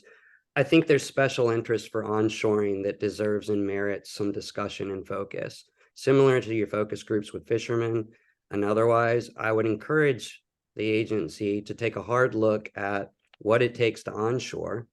There's legislation being passed in Oregon. They're literally trying to change land use laws in the state of Oregon to accommodate this. These are profound impacts on a community that has a lot of interest. And so I really encourage a focus of some sort to collect information and outreach from those individuals. And that's just my recommendation, based on what I'm hearing from our constituents in that community. Thanks, Charlie. David, I think you're up next. Thank you, Tara. And I will be as brief as I can. I have a laundry list of issues that I've brought up many times and haven't gotten answers to. So Jean and Jessica, I'll just list out my concerns, and you can address them if you want, or I will be at the Oregon BOEM Task Force meeting also on the 18th. So there are so many issues here. One of them, of course, is fisheries. These are huge floating platforms. Each platform is going to have anchors, probably a minimum of 3 anchors. And those anchors don't go straight down to the ocean bottom and connect. They splay out quite wide. So you're taking up just a huge amount of fishing grounds as you do this. Another big issue that I've always discussed is the cost of power and who's going to pay for that increased cost of power. In Tillamook County, we're blessed to pay 7.5 cents per kilowatt hour. I know it's going to be probably triple that or more offshore floating wind. The technology is rather new, although you have this in Scotland and Portugal, and it has been proven out, but not at depths 4 times greater than anything currently in the water. And I think that needs to be taken into account. I've been working on this process for a long time with BOEM for many years. Originally, you were talking about all the jobs that would come to Oregon to build these huge machines. At this point, you've been unable to identify any ports in Oregon where these could be built. So the jobs are going away, and I'm very concerned about that, especially with the ports. So both Oregon and California have renewable energy standards. And my biggest concern here is especially on the Curry County side. There is going to be wind energy development off of Northern California, Eureka area, Crescent City. My biggest concern is the Curry County site gets built out, and that transmission on the power line bypasses Oregon completely and just goes down to California. We've asked if BOEM could help us with our transmission structure in Southern Oregon, and BOEM says no, that's not something that they do. So that is a huge issue. Whales, of course, on the East Coast. There's a lot of chatter on the East Coast of what's happening with all the dead whales, and we just don't know. Bird issues are another matter. These are huge wind turbines, 800 feet. The tip speeds as these go around look like they're going pretty slow, but the tip speeds are actually extremely fast. With terrestrial wind, you can go out and count the dead raptors underneath the towers. When that happens off of the ocean, the birds are going to be struck. They're going to fall into the ocean and disappear. And I'm wondering how we keep track of bird deaths. I appreciate very much the modeling that was presented today. I do. First time I've seen this. On the spatial data, the submodels, you're looking for the least conflicted areas. When I look at the issues that I just brought up, the vast majority of the issues that I just brought up are not in the current modeling that you're doing. So in order for me to be comfortable with this moving forward, I would like a lot of the questions that I just asked answered. And again, because of time, I certainly don't expect you to do that today. If there are issues you'd like to bring up, that would be fine. But I'm looking forward to the meeting on the 18th at the same time. Thank you. Yeah, thanks, David. There's a lot of questions there. There's a lot of concerns. I remember you from before many years ago when I was first working in Oregon around 2015, and you had great questions then too. The one thing, I won't answer all those right now, but thank you for that list, because we'll be at the task force meeting and we can discuss in more detail. I will say about ports, BOEM has recently completed a ports analysis looking at Coos Bay itself. So that's something that I believe is up on our website now, just was completed this year. So we're still looking into that. I didn't talk about that today, but we have been actively doing that with our studies program. So thanks again. just a quick follow-up there. So we had a meeting with the Oregon Renewable Energy Office yesterday at AOC, the Association of Oregon Counties. Coos Bay was brought up, but it appears that the air traffic out of the Coos Bay Airport will not allow these huge structures to be towed out of Coos Bay because of the airline traffic and things going into Coos Bay. So I just want to throw that out there. That was discussed yesterday by the Oregon Renewable Energy Office. Thank you, David. I have Walter, Jamie, and Jonathan, and then I'm going to cut our Q&A at that point. I would also suggest at the end of the meeting, when we talk about future agenda items, we might bring Jean and Jessica back at our next meeting so we can have more time. Just wanting to make sure we get our work done on TSP Part 4 today. And also a reminder that we have public comment at 12:30. So for those members of the public that are on and want to make public comment, please indicate in the chat. We will keep a running list. At 12:30, we will have public comment. Walter. Yeah, thanks, Tara. I'll be brief. David brought up a lot of my concerns. One thing I would suggest next presentation, if you can include some of the California fishing data in there too. I mean, it just the fishing just doesn't stop at the border. California boats come up here, Oregon boats go down there. Maybe consider a joint task force meeting with the California and Oregon representatives. I try and listen to some of theirs, but I don't have tons of time. It'd be great if the two groups could sit down and have a little chat about what's going on near our shared borders. And then the last thing is about the pecking order. What happens in the end if the developers find these areas that we've set aside unsuitable? Do we start all over again? Or do they just move inshore where there's higher impacts with other industries? I'll just leave it at that, and we'll see you on the 18th. Thanks. Thank you, Walter. Jamie? Yes, Jessica and Jean. The first question has to do with a couple of points that David brought up. Does the levelized cost of energy analysis consider cabling to the nearest onshore connection? And then my second question is, and you don't have to answer these right now because I want to get through to the break. Embodied energy seems to be a big concern to the people in my community. Is there an analysis somewhere within BOEM or perhaps NOAA that shows the embodied energy of floating offshore wind and relating to the carbon budget? I've asked this of our state energy department, and they kind of, that's a good idea. Maybe we should do that. Because it also encourages looking at ways of sequestering carbon, which are often discounted or overlooked completely.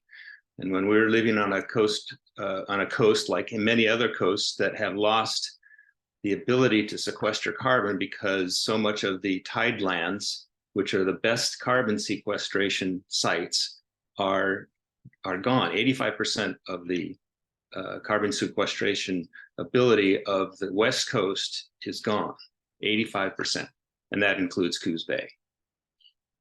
So the carbon budget or embodied energy in something like floating offshore wind compared to other energy sources should be considered, I think, by the Bureau of Ocean Energy Management.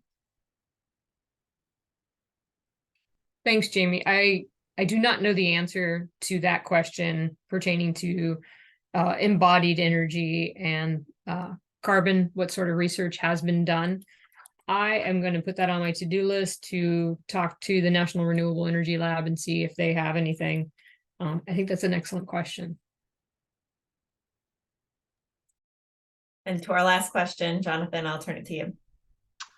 Thank you. Mine's brief as well. And thank you to Commissioner Yamamoto. There was a lot of the questions that he was posing there were similar to some of the ones that I was thinking about as well. I did want to touch on the levelized cost portion of it. So in all the analyses that was done in developing these weirs, it seems like the levelized cost was excluded in that sort of final determination. And I'm assuming that was done on purpose, but you know, in looking at those weirs and the levelized cost, it really limits the area that's viable to primarily the Brookings area, because you're squeezing in the Coos Bay area, you're squeezing it into a very small area that's characterized by the highest costs. And I'm, you know, from that standpoint, it seems like that becomes an unviable long-term solution.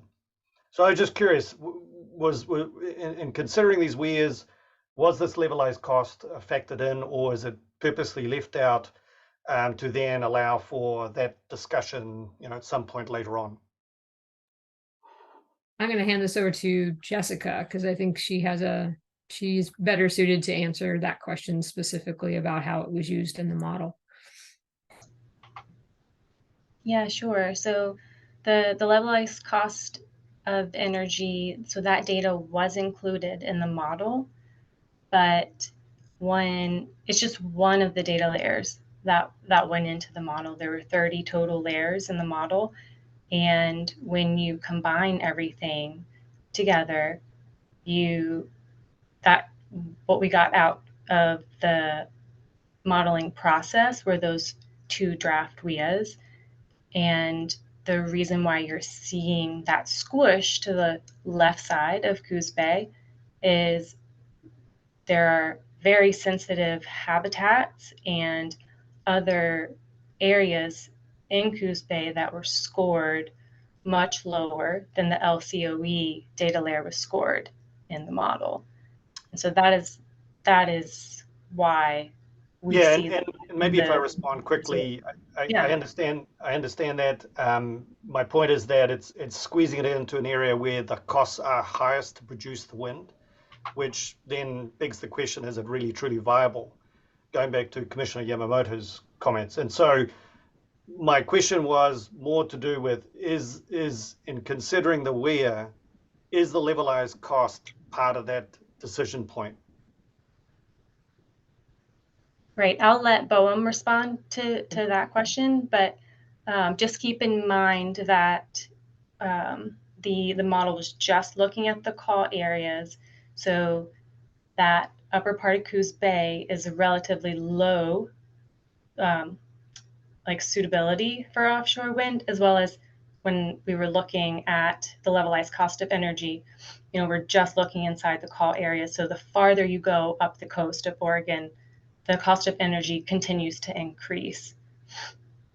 And then I'll let Jean take over if she wants to add anything else. Yeah, no, Jonathan, Jessica mentioned how this is relative. So Oregon has some of the best winds in the country, indeed almost in the world. And so when we're looking at the levelized cost of electricity, that is a relative look. So it's really good throughout Oregon. It's just relatively lower in that particular spot when you're looking at Oregon wind in general. It's much better than most places on the East Coast and in Europe. So it's really, really good wind. Again, it's just kind of showing that as relative. So even though, yeah, it looks lower, but that's relative to the wind speeds for Oregon as opposed to the entire country. So the wind is good pretty much everywhere in Oregon. But as Jessica mentioned, as you get more north, then the cost does go up because the winds are not as good. And then, you know, the levelized cost of electricity, of energy, that's one of the many things that we have to balance. And that's really the challenge for BOEM as the final decision maker is we have to balance a lot of things when we're looking at potential areas for development. And it's a heavy task. And so it's one of many factors. Thank you. Those were good questions. Well, thank you for being here today and providing an update and presentation on the modeling and giving some more insight into how the wind energy areas were selected and identified.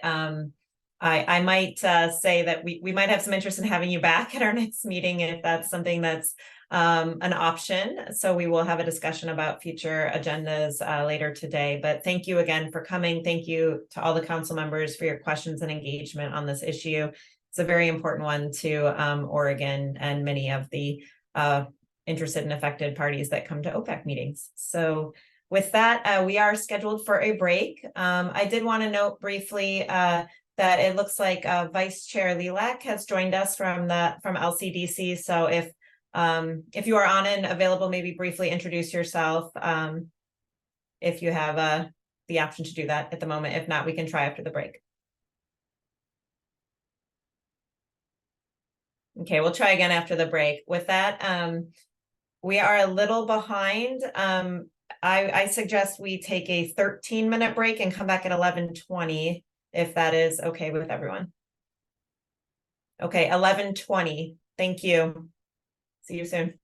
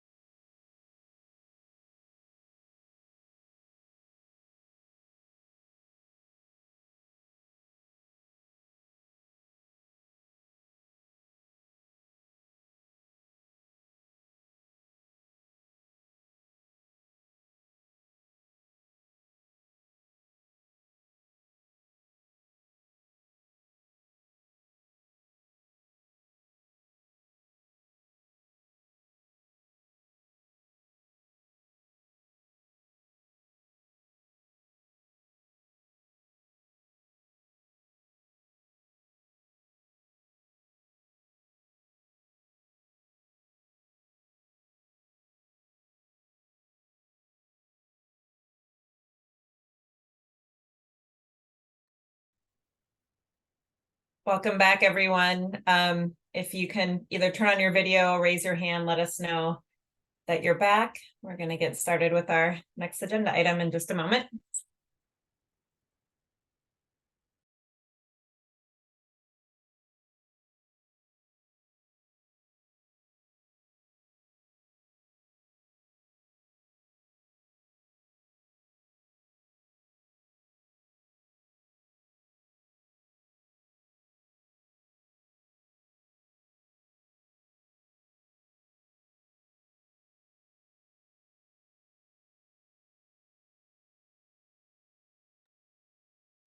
Okay, I think we have enough people back that we can get started on our next agenda item and the real big action item at our meeting today, which is reviewing and hopefully recommending amendments to Territorial Sea Plan Part 4, which covers uses of the seafloor. See, Andy's getting his slide up for this.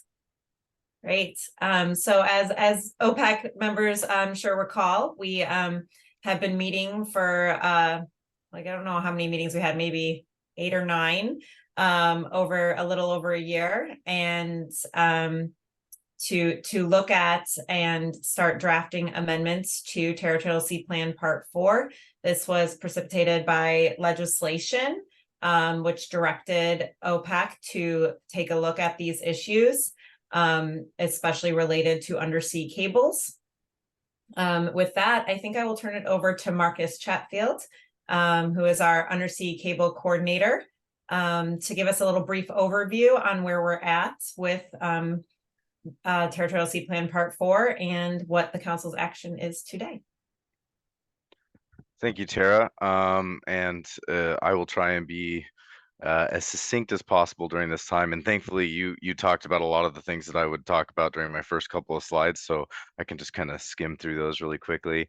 My name is Marcus Chatfield. I'm the Undersea Cable Coordinator for the Department of Land Conservation and Development.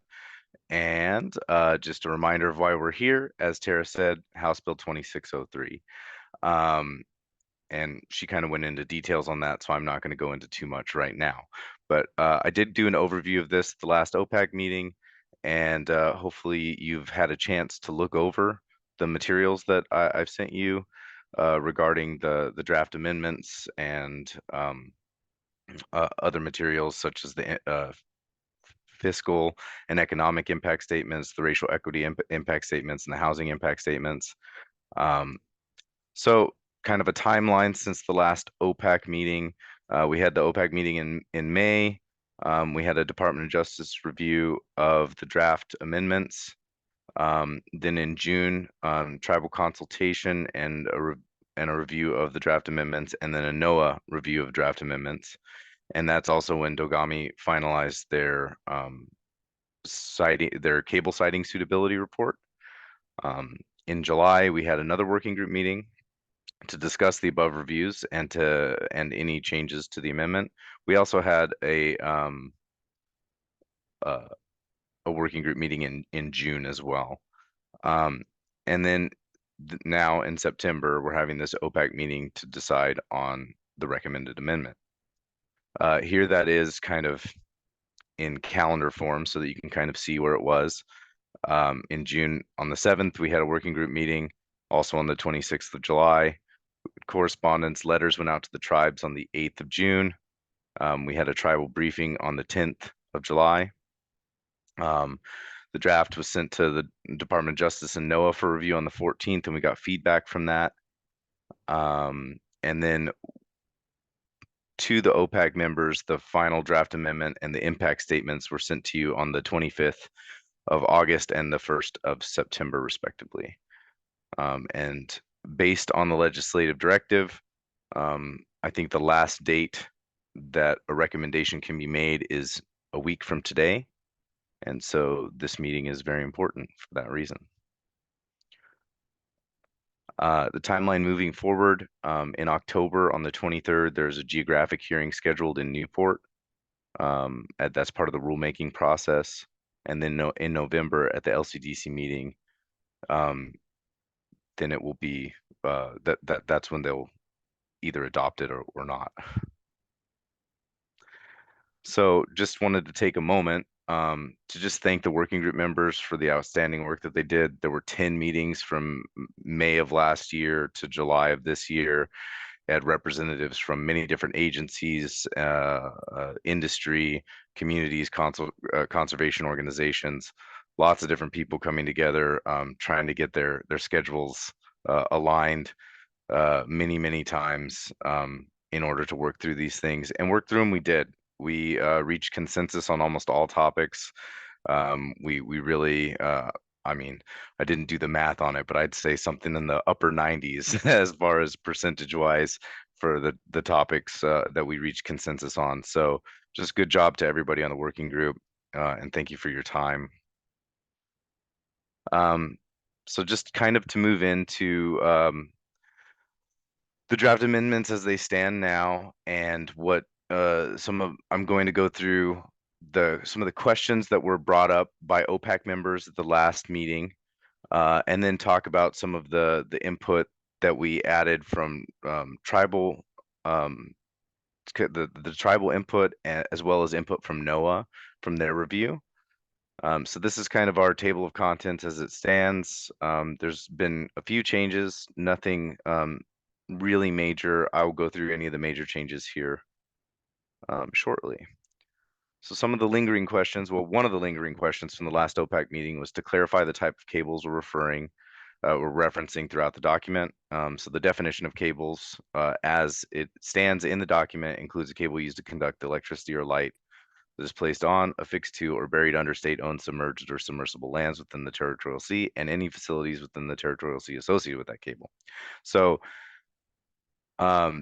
anywhere within the document that we refer to just a cable, this is the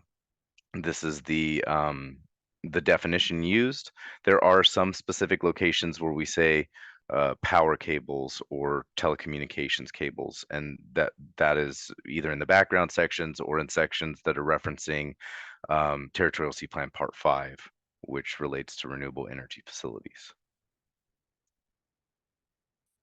Another one of the questions from the last meeting was a discussion over the scope of projects that would be covered by the plan. This was specifically relating to artificial reefs and the need to change the definition of fixture. We did change the definition of fixture. So this is the definition as it stands now.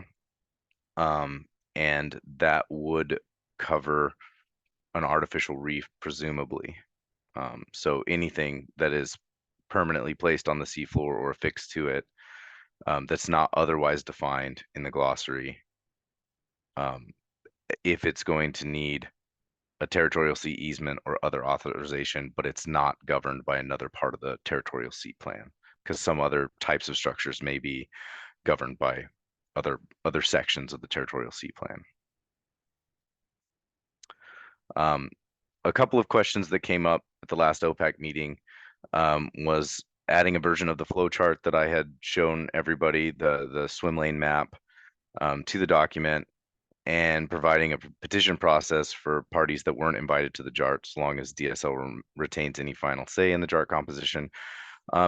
The working group decided not to add those to the Territorial Sea Plan itself. Instead, a landing page is being developed that will be housed on OregonOcean.info.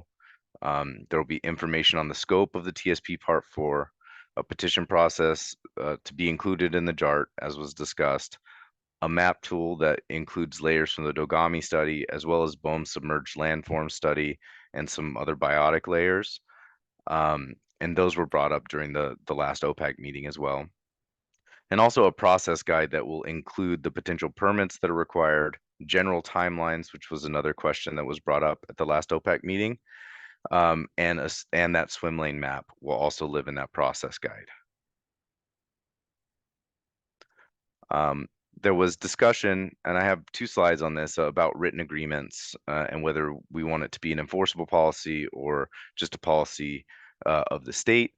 And I think we went with kind of both approaches. It depended on the section within the Territorial Sea Plan, Part 4.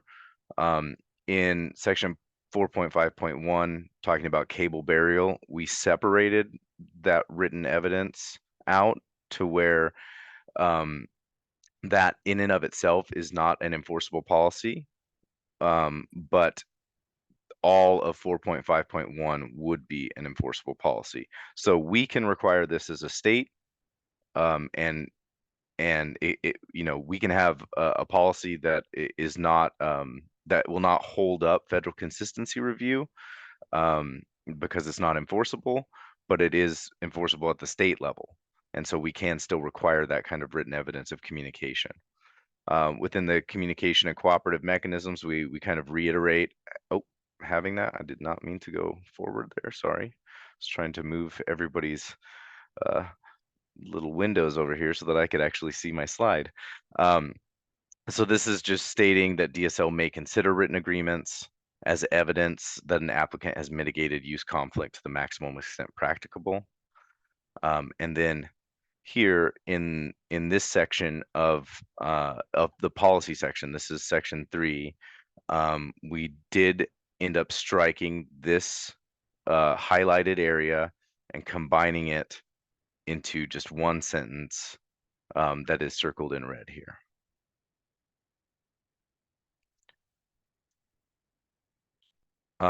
There was brought up at the last OPAC meeting the recommendation of applying the decommissioning plan requirements for cables to all projects under the plan. There were some issues with doing that because that specific language didn't apply at a one-to-one rate with pipelines or other utilities. It wasn't going to kind of fit in, and it would have required a lot of changes to rule that would have been really difficult, I think, to get through. And so the way that the working group decided to go about it was changing the decommissioning and recovery section to reference certain statutes and to encompass all of the different uses of the seafloor without having to have a change to rule. So this now encompasses everything. It's not as granular. Those statutes that relate to cables that were laid out in the House bill still apply to cables. So those very specific portions apply to cables. But now this kind of applies to all, you know, seafloor infrastructure or fixtures. And just moving on from the questions that happened at the last OPAC meeting to the comments that we received from tribal representatives. These are 3 parts that were brought forward to add to TSP Part 4. There were a couple of other parts. I've already mentioned one, adding the BOEM submerged landforms data layer to a map viewer.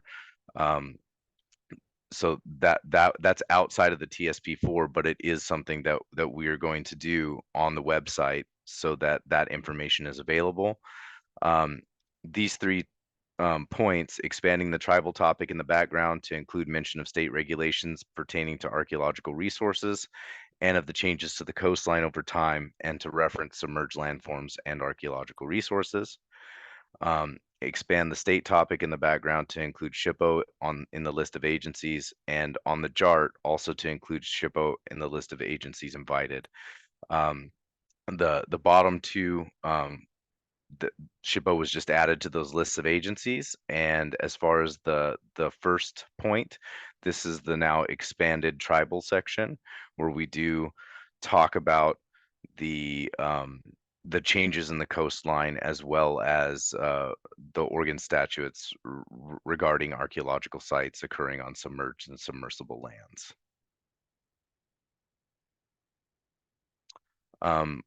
As I said earlier, we had the Department of Justice and NOAA review this document, and the initial comments that we got back, some of the changes that were made,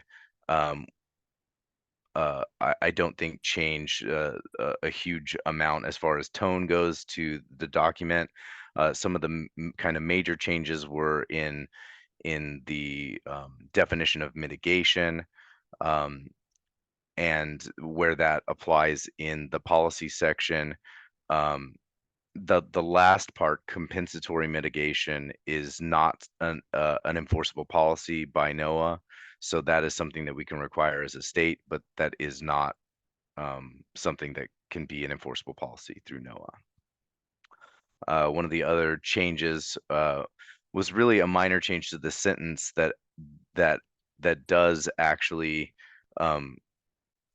change the meaning of this sentence, in that this "to the extent practicable" was added as kind of a precursor to everything that follows within that sentence. Before it was preserve, I think it was preserve access to ocean fisheries to the extent practicable, and then all of the things that followed didn't have "to the extent practicable" after that. NOAA said that it would be easier to approve this if all of those were "to the extent practicable" in this section. So that was changed by the working group. The biggest other change were the addition of appendices. There's Appendix B that has maps. We heard you in the last meeting to have potentially some inset maps. I'll bring up a better map. Let me get out of this and show you the better map here. It's the same map, it's just kind of blown up a little bit bigger. Can everybody see that? So good. Can't tell. Okay, great. So these have insets, as you can see in the boxes on the coast, that kind of show where the cables are landing, so that we can have a little bit better view of where they are. It shows out of service cables, operational cables, as well as research cables. I assume that when and if power cables are placed off of our coast, they will be added to future maps for this. And the other part of this slide is Appendix C, enforceable policies.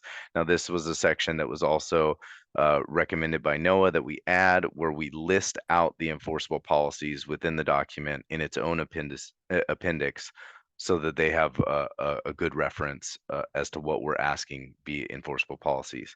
Now, the exact text for this section, it'll be included here once it's finalized and approved, just in case there are scrivener's changes between now and then. And we want to make sure that it's the finalized version of things. I did want to bring up, I had an email from Fran Recht about this document, and I wanted to bring up those comments since they can't be here today. The two major comments here is if there's a federal nexus, and it seems that there would be if the pipeline goes from federal waters into state waters. It seems backwards that the applicant shouldn't first have to consult with NMFS regarding essential fish habitat and habitat areas of particular concern in regard to avoidance and minimization measures, and present that information to the JART to inform deliberations. Andy may want to speak more to that, but let me read this next comment, and then we'll go back to talking about that. The next comment was that there needs to be a mitigation standard for unavoidable impacts on natural resources, for example, at a 3-to-1 ratio. If the mitigation ratio is not set now in regulation and is not high enough, I fear that the state will have weak ability to actually get replacement of resource values, and there will be no motivation for developers to apply the mitigation hierarchy rigorously to avoid impacts to the maximum extent practicable. Andy, you had some comments on these earlier. Would you like to talk to that really quickly? Yeah, thank you, Marcus. I think on the first comment that Fran asks, that I'm not sure that doesn't happen. If the project has a federal nexus, there will be a permit required from the Army Corps of Engineers, and through that process, there should also be the initiation of review by the federal agencies. So I'm not sure that the question is accurate in terms of how it would play out on the ground. So I don't think we need to, at this time, consider modifying the language associated with that first comment for part 4.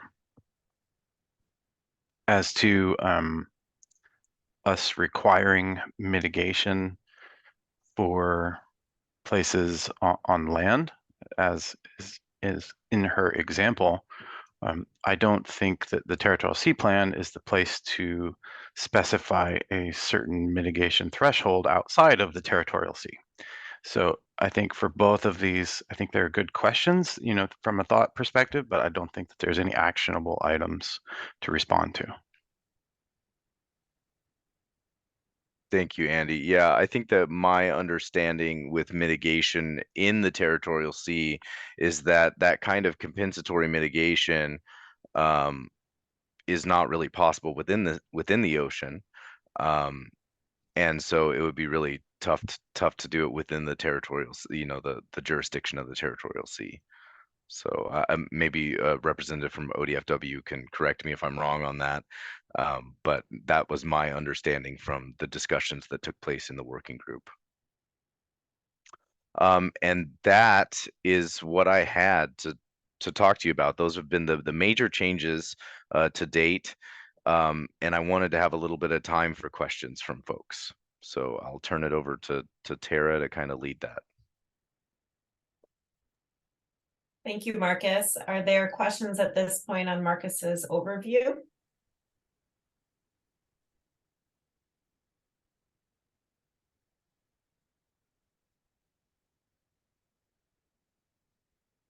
I'm not seeing any. You were very clear. So Okay, thank you. great. Well, then I guess we have some extra time. I was trying to be fast so that because I didn't think I had as much time, but there we go. Any comments for anyone on the council in general on TSP Part 4? We do have more time for discussion after our lunch break, after public comment. Andy, anything more to say before we proceed? No, I think Marcus summarized the changes since the last time the council saw the draft. Very happy that the working group was able to come to consensus on almost everything, and that we're providing you with, I think, a very comprehensive amendment to Part 4 of the Territorial Sea Plan. So I'm happy to dig into more issues if council members have questions and other thoughts. I see Peggy raised a hand. I just wanted to commend the working group. I usually try to sit in on their sessions, and I didn't get to sit in on every single session that they did, but the ones that I made, I'm just always so impressed with how committed people are and how diligent they are in working on these issues that are not easy by any means.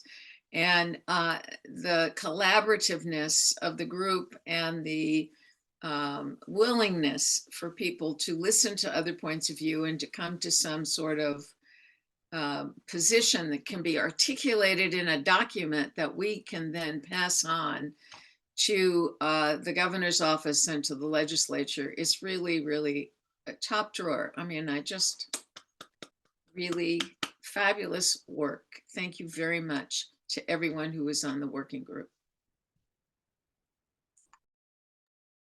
Thank you, Peggy. Yes, I would echo that as chair of the working group. Really appreciated everyone's participation, willingness to work together. We had 10 meetings, but then there were lots of other meetings and conversations outside of that to work on language. And so members of the industry working with me and other representatives, the agencies, to really dig in on getting this right and working through things in a pretty efficient manner. So I was really impressed by all of the people who stepped up to be a part of the working group. You know, we all have a lot on our plates, and so really appreciated that. And of course, all the work of Marcus and Andy and the agencies on this was invaluable to have their expertise, and especially Blake. I would shout out to Blake because he gave us so much good insight into how the current process works for easements, and really was a great group to work with overall. And we got to consensus on almost everything. I did want to, Margaret, I saw that you in the chat asked that it would be appreciated to have an update when Appendix C is drafted. So I think that's the enforceable policies section, so that we could all review that once those conversations with NOAA have happened. Margaret, did you want to speak? Yeah, I was interested. I don't know if anybody else in OPAC is interested, but I was definitely interested. So I was just making the request for myself. If other members of OPAC would like that, yeah, I would love to have it sent out. Yeah, absolutely. I think we should have that come back to OPAC just so we all are aware of what our enforceable policies are. That's a really important tool for our state to be able to influence how federal actions are going to affect our territorial seas. So absolutely think that's important to have, and really appreciate all the work done between the last meeting and now. And hopefully we are staying within our legislative timeline. Andy, at this point, do we want to maybe break early for lunch? If there's no more questions at this point, we do have council deliberation and discussion planned for after public comment on this issue. Yeah, I don't see a need if there are not other further questions on the updates that we are bringing to the council from our working group. We can go ahead and have a little bit longer lunch and then hear from public comment. I have 3 people who are signed up for public comment. Again, if you would like to provide a comment, please enter your name and if you're affiliated, your affiliation in the chat. And those 3 folks that I have to date are Heather Mann, Philip Johnson, and Yelena Novak. So again, if you'd like to provide comment, please let us know in the chat, and we will then divide the time that we have up into the different speakers, and we will look forward to hearing from you at 12:30 for public comment. Okay, I see Kent Dowdy is also like, okay, great. I did have one more. Well, we can do this during council discussion and deliberations later on TSP4. So, okay, great. All right. Well, we will see you all at 12:30 for public comment. Thank you.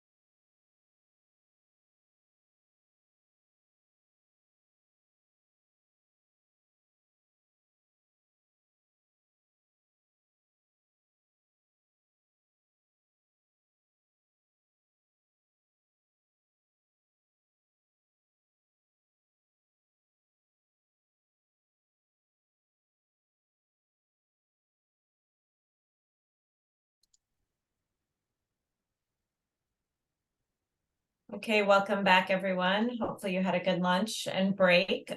We are now at the public comment portion of our meeting. So again, any members of the public who'd like to speak, please enter your name in the chat and we will add you to the queue. Andy has put the comment speaker list in order in the chat currently. So with that, I think we can get started. Just want to confirm, David, you would like to provide public comment? Representative Gomberg. That is correct. I'm sorry. I'm used to raising my hand rather than putting my name in the chat. No, that's quite all right. Thank you very much. We'll put you in the order as well. I'm just taking note of all of the people who are signed up, but with that, I think we can turn to Heather Mann as our first public commenter.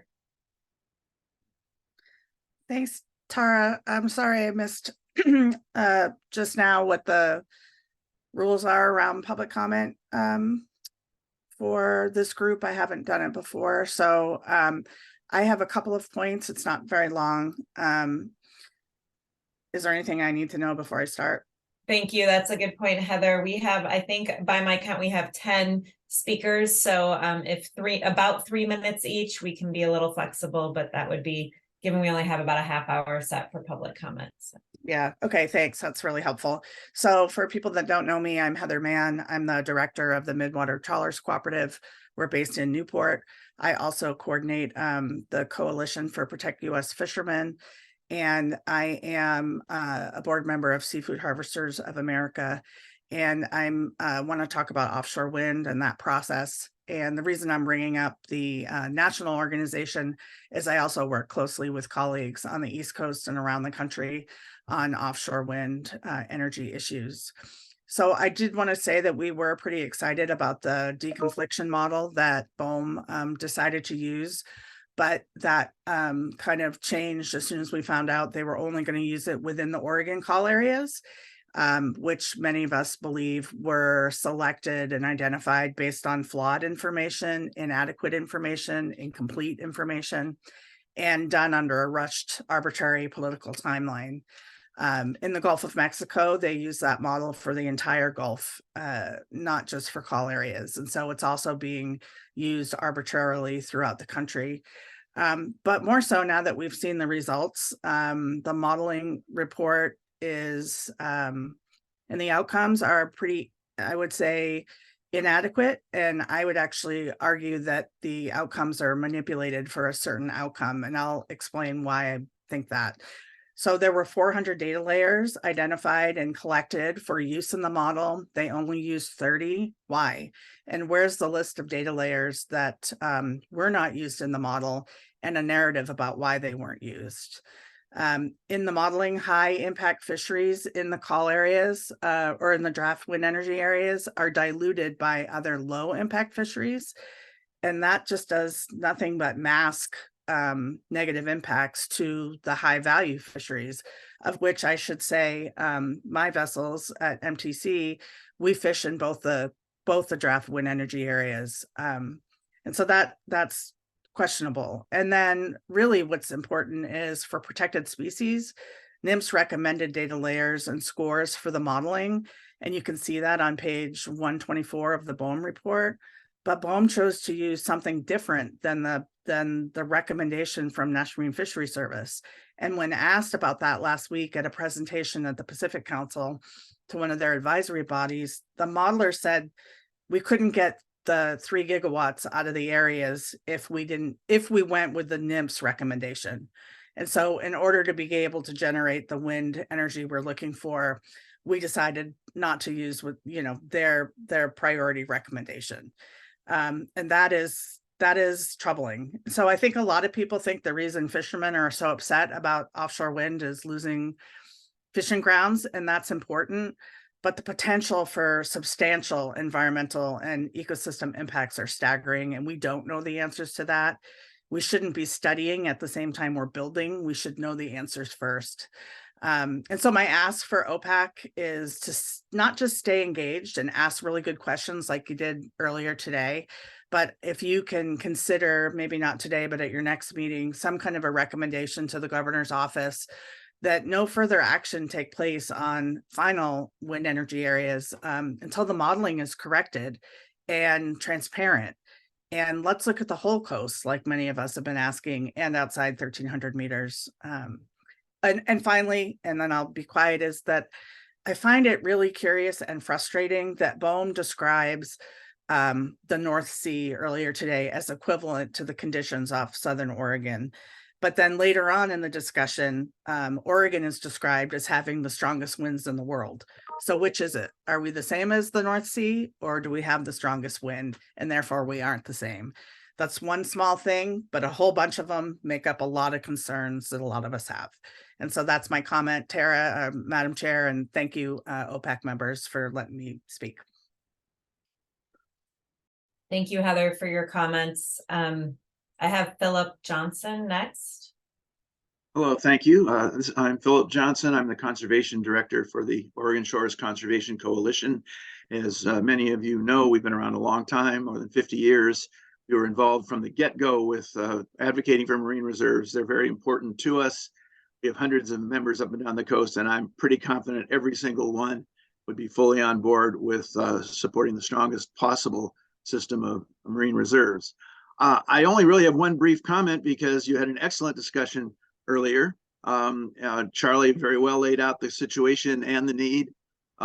Joe supplemented those comments. I would agree with Tara's comments that we should put them in the context of ocean management generally, including the rocky habitat areas.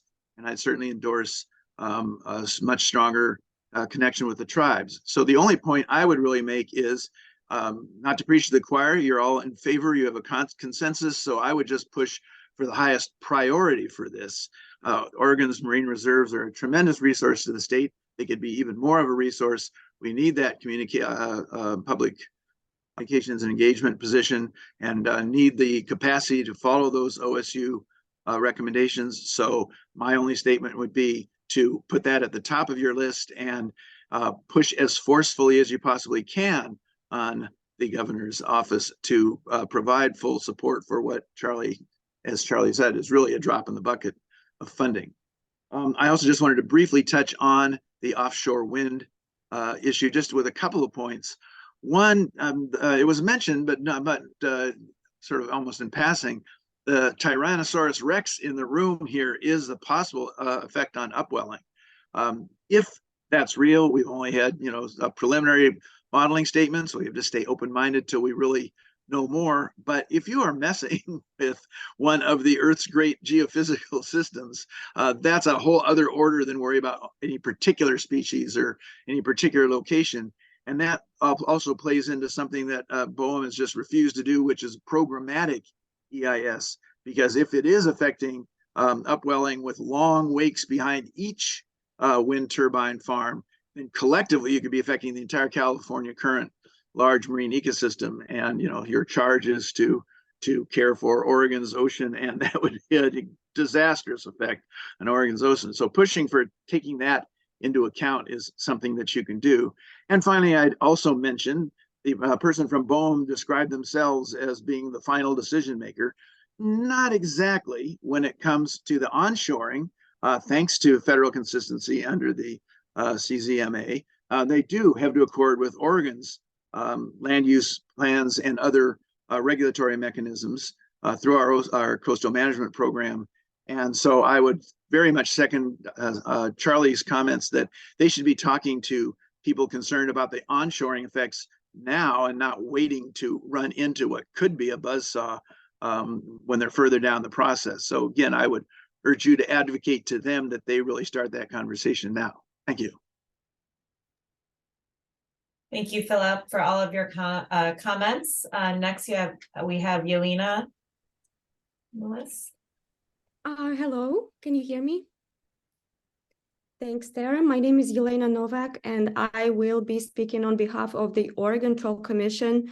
We are a state government agency funded by the industry and established by the Oregon State Legislature to support the trawl fishing industry. Our fleet consists of more than 100 fishing vessels participating in at least one of the trawl fisheries, including Oregon pink shrimp, bottom trawl groundfish, and the midwater trawl hake whiting and rockfish fisheries.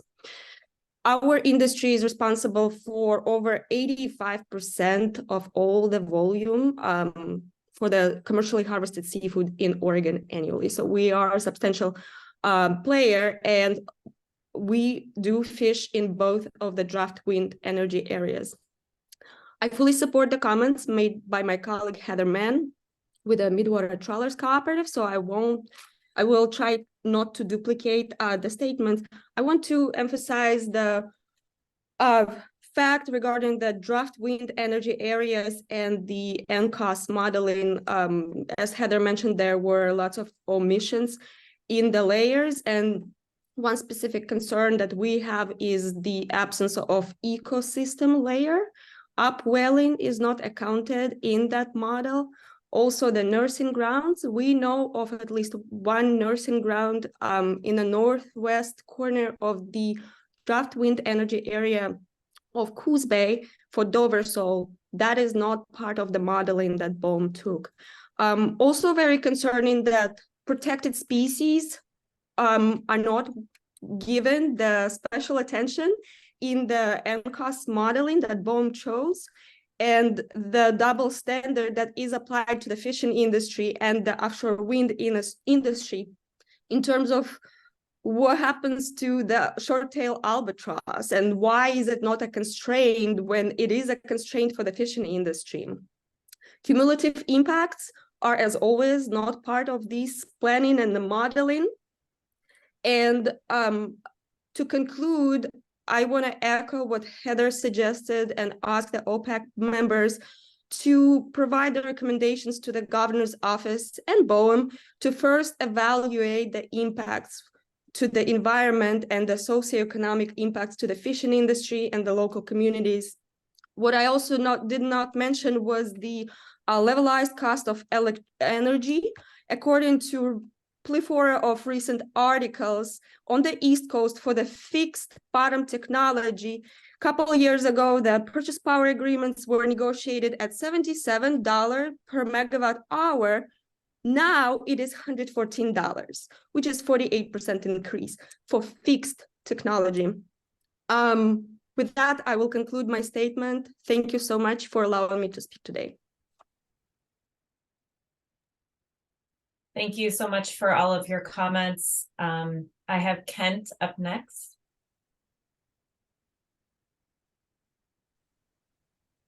Well, good afternoon. For the record, my name is Kent Doty. I'm speaking on behalf of the Audubon Society of Lincoln City. First off, I'd just like to thank all of the OPAC members for really outstanding service. Oregon's marine reserves benefit both our environment and our communities. The reserves protect nurseries that support our local fisheries, as well as just an amazing diversity of life. A key part of Lincoln City Audubon's mission is to protect habitats along the Central Oregon coast. 4 of the 5 marine reserves are within our service area, Lincoln and Tillamook counties.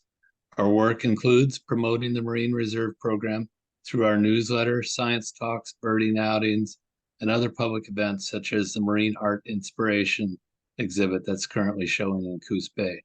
Having a community engagement coordinator within the ODFW Marine Reserve Program has been critical in leveraging the activities of community groups like ours to reach a broader and diverse audience. We had a Marine Celebration event last March that was attended by more than 70 people.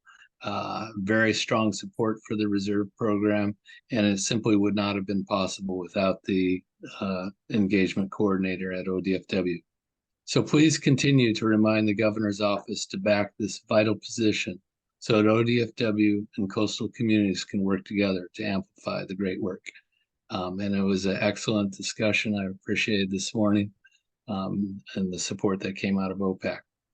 The Community Engagement Coordinator at ODFW's Marine Reserve Program connects science with communities, and an informed community fosters support and trust, as well as raising public's awareness in the Marine Reserves Program. A science-based review of the first 10 years that Charlie mentioned shows that the Marine Reserve Program is meeting its goals. However, the OSU recommendations provided important recommendations for bolstering the program and making it even better success in the next 10 years, including climate resiliency, greater tribal engagement, more robust adaptive management, and a stronger socioeconomic monitoring program that can inform policy decisions. We thank OPAC for recommending to the governor to move forward with all of OSU's recommendations. We ask OPAC to continue to beat that drum to the ODFW leadership and the governor's office to support a Marine Reserve Program that for coastal communities truly treasure and value and believe in. Thank you. Thank you, Kent. I have Katie up next. Hello, everybody. Good afternoon. My name's Katie Baird-Nalvin. I'm the program manager for the Cape Perpetua Collaborative, which is one of the community groups. We work to raise support and awareness for the Cape Perpetua Marine Reserve. So thank you for providing this opportunity to speak with you all. This has been my first time attending an OPAC meeting, and I'm very, very interested. But I thought that I could provide some perspective from one of the community teams, the Cape Perpetua Collaborative. And what I heard today leaves me very concerned about the deinvestment from the state and from ODFW for the Marine Reserves program. You know, successful marine protected areas depend on community involvement and community support, and I'd be happy to forward on peer-reviewed research to support that. And that's true throughout the world, not only in Oregon. So the loss of this position is truly, truly felt at the community level. For example, my organization, we host tide pool tours and we have volunteers out on the beaches within the boundaries of the Cape Perpetua Marine Reserve. And we've had several instances this summer of members of the public being completely unaware and confused by the harvest regulations of the Marine Reserve, especially in areas where it's a little bit more difficult to understand, like Bob's Creek.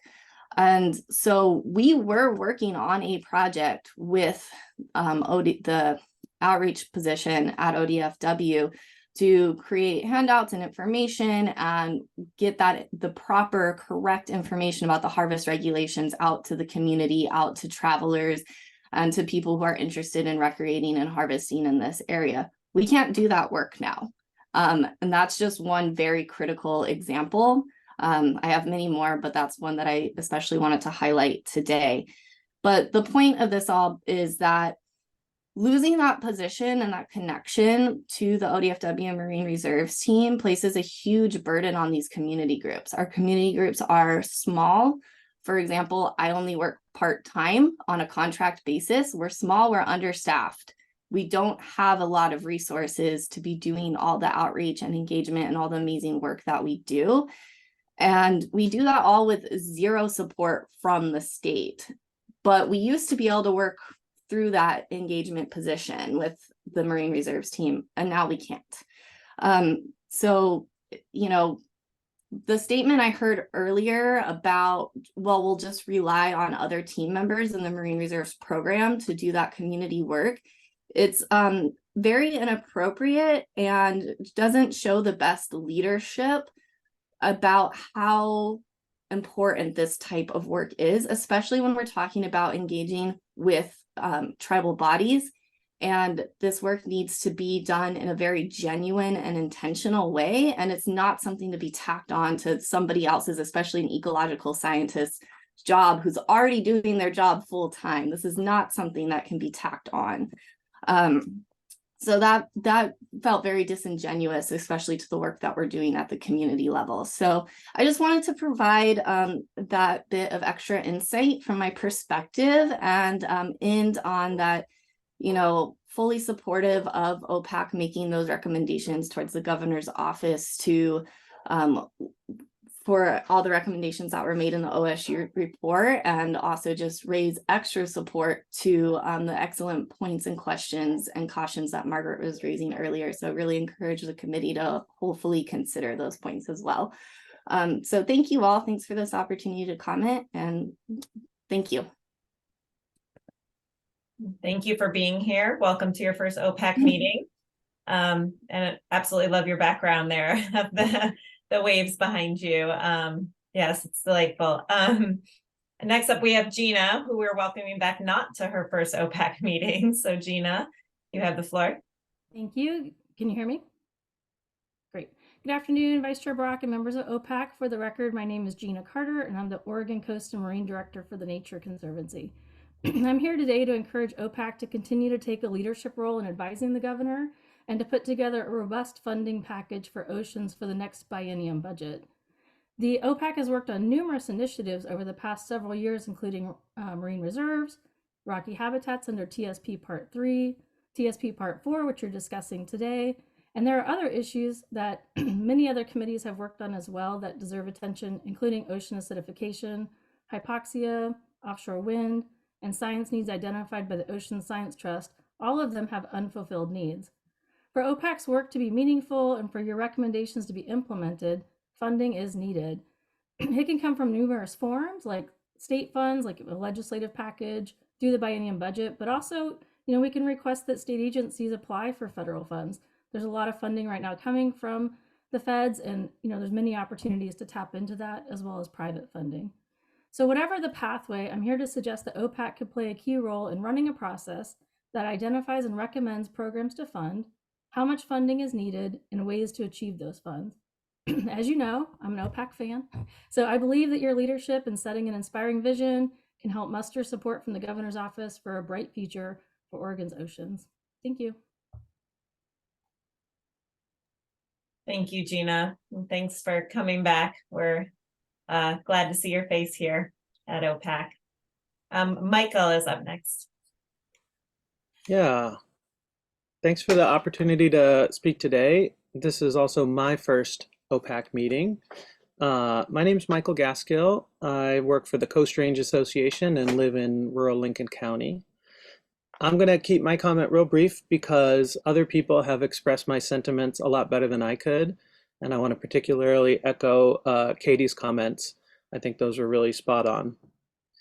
And I have just lost my notes. There we go. So I just want to real quick express the disappointment of the Coast Range Association at the disinvestment in the Marine Reserve Program during the past legislative session. And I want to thank OPAC for your continued support for the program.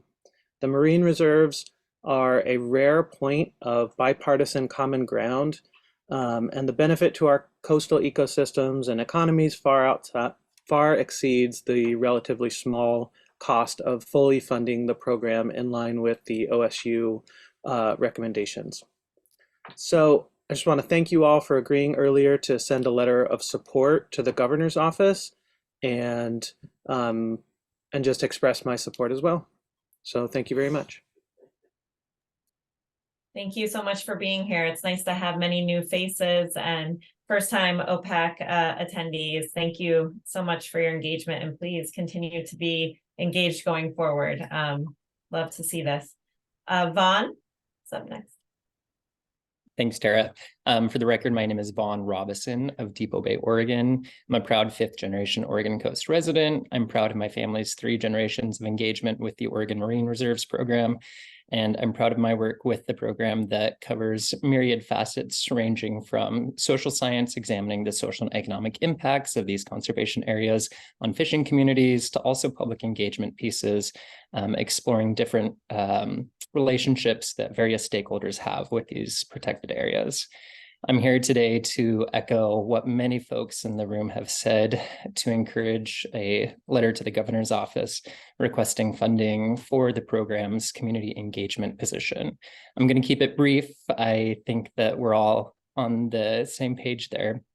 However, I do want to add a few considerations to that page based on some things that were mentioned in the robust discussion that was had earlier. I really appreciate that discussion. I think a lot of important things were said, but one thing that I want to focus in on is the suggestion that biologists can perform the roles of communication professionals. Thinking reversely, you wouldn't require or ask that communication professional to go out in the field and do the ecological sampling that the Marine Reserves program is mandated to do. I don't think it's fair to ask a biologist to perform that in reverse. Looking at some of the levels of awareness around the marine reserves in particular, the program itself has empirically demonstrated that awareness of these areas is relatively low across the state, problematic. Anecdotally, there are issues with very affected stakeholders having incomplete or misunderstandings of what these areas are mandated to do. For example, we have some folks who are paid liaisons between the public and the marine reserves, various community groups, suggesting that tribal harvest is allowable in these areas. We also have members of fishing communities operating from the assumption that these areas are and will produce spillover. These are not mandated points of the marine reserves, and I think that it's a really clear demonstration that not only is there a need for more community engagement that can only be satisfied by a designated community engagement position, but that it definitely needs to happen to rectify some of the problems that Oregon's public perceptions have with this program.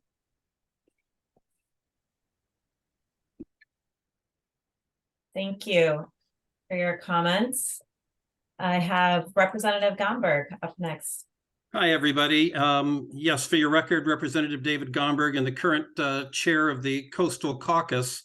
And I too wanted to talk just a little bit about marine reserves. I wasn't able to listen in this morning, but I've had a review already of your robust conversation and your decision to send a letter to the governor. And I want to make it very clear that I endorse and will fully support those efforts. What I really wanted to do was chat with you for just a moment or two about the last legislative session and to give you a kind of an overview of what happened, what went wrong, and maybe pull the curtain back just a little bit on that process. So, as you're very well aware, we came into the legislative session on the 10th anniversary of our marine reserves, and the Coastal Caucus, bipartisan, bicameral members, brought forward a bill to adopt your recommendations, which included not only sustaining the positions we had, but actually increasing position appointments.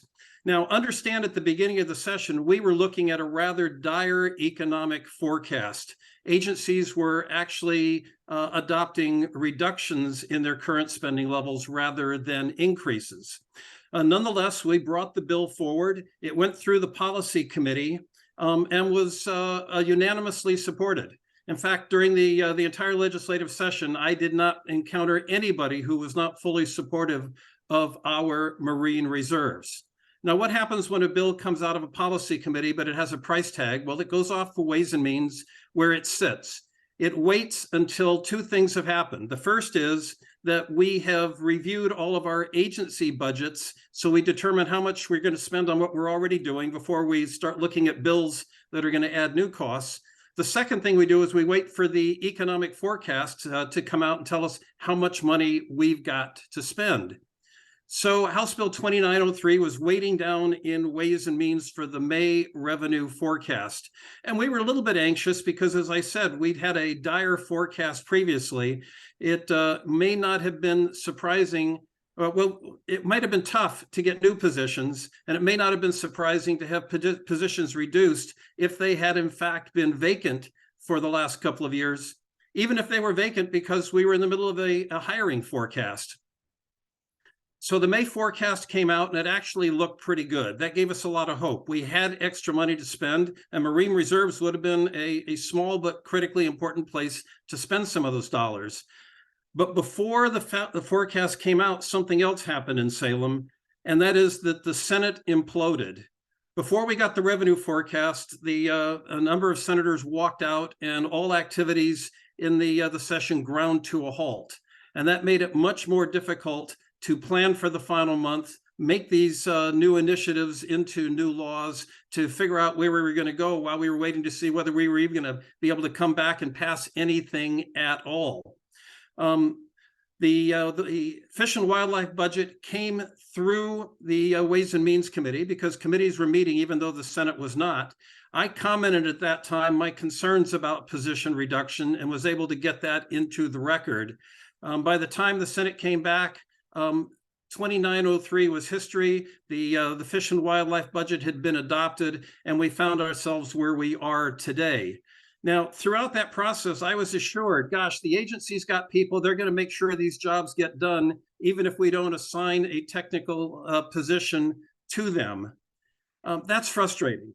I made it very clear I would rather have somebody whose title is Marine Reserves Communication doing other stuff in their spare time than having somebody with a different title doing Marine Reserve Communication work in their spare time. Nonetheless, the budget came through as you have seen it. We have since met with the governor, the governor's staff, trying to get some changes going forward. I'm pleased that you folks are remaining proactive and committed. I'm waiting to see your letter. I will then get on the phone and make it very, very clear that the Coastal Caucus continues to support marine reserves and your recommendations. Thank you, Representative Gomberg, for all of your work and advocacy around ocean issues. and for pushing these issues with the Coastal Caucus and in the legislature. Obviously, we have a very different role here at OPAC in advising the governor's office, but it's so important to have the legislature involved and paying attention. So thank you for being here. I have Angela Whitlock up next. Hi, everybody. I've had some technical difficulties today, so I'm really hoping that you can hear me. I'll keep it brief.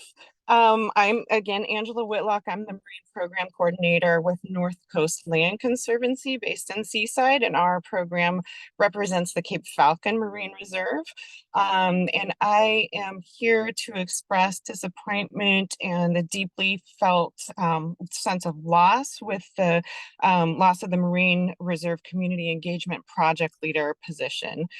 This was a really important link between the Marine Reserve Program, the Marine Reserve community teams, and our coastal communities. And thank you, OPAC, for recommending to the governor's office that this position be reinstated.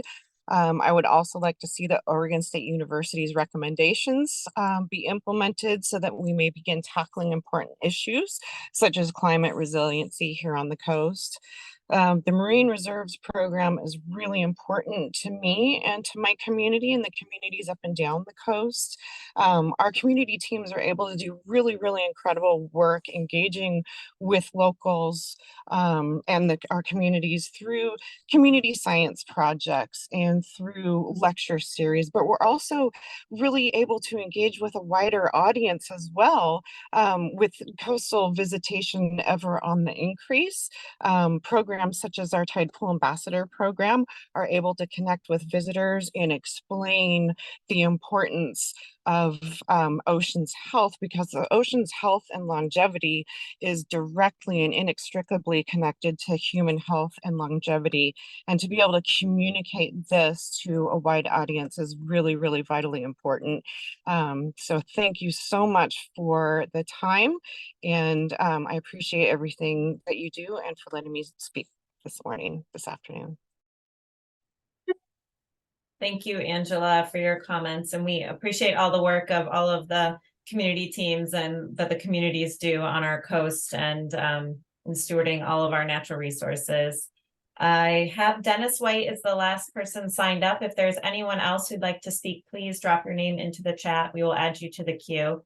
And Dennis, I will turn it to you. Yeah, thank you. A little warning up front. I'm in the town of Concord, Massachusetts, in a hotel, and the power has gone out for the entire city. So so if I disappear, it's because I'm on a weak cell signal. So apologies for that. My name is Dennis White. I live in Depot Bay and work with Friends of Otter Rock Marine Reserve, like Katie's organization at Perpetua and Angela's at Cape Falcon. Friends of Otter Rock is an organization of local residents who volunteer their time in the parkland adjacent to the Otter Rock Marine Reserve. And I'm testifying, obviously, in support of that program. As you know, and has been stated here many times, the 2023 legislative session failed to pass HB 2903, which would have provided the funding and structure required to carry out the recommendation of the mandated 10-year, I should say the bipartisan mandated 10-year report. These parklands bordering the reserves provide tremendous benefit to Oregon residents in general, as well as the local residents who daily enjoy this landscape and the teeming wildlife that's here. I would also point out that the yearly millions of visitors who are not local residents provide hundreds of millions of dollars to the local economies. So I'm trying to address the same two issues that everybody else seems to be, which is the first is that the ODFW engagement project leader has been removed, and for reasons we now know why, I suppose, but that is a really critical connecting point for the 5 marine reserves. Can do our job a whole lot better with that kind of accurate communication, guidance, and coordination that position can and should provide. Second, of course, the bill itself, the contents of the bill, ODFW's 10 years of research has provided valuable information about the biodiversity, abundance, and health of the ocean. But the work has just begun. I mean, 10 years is a blip, right? I mean, we're talking about millennia of time that it takes for it to be some of these changes to be noticeable.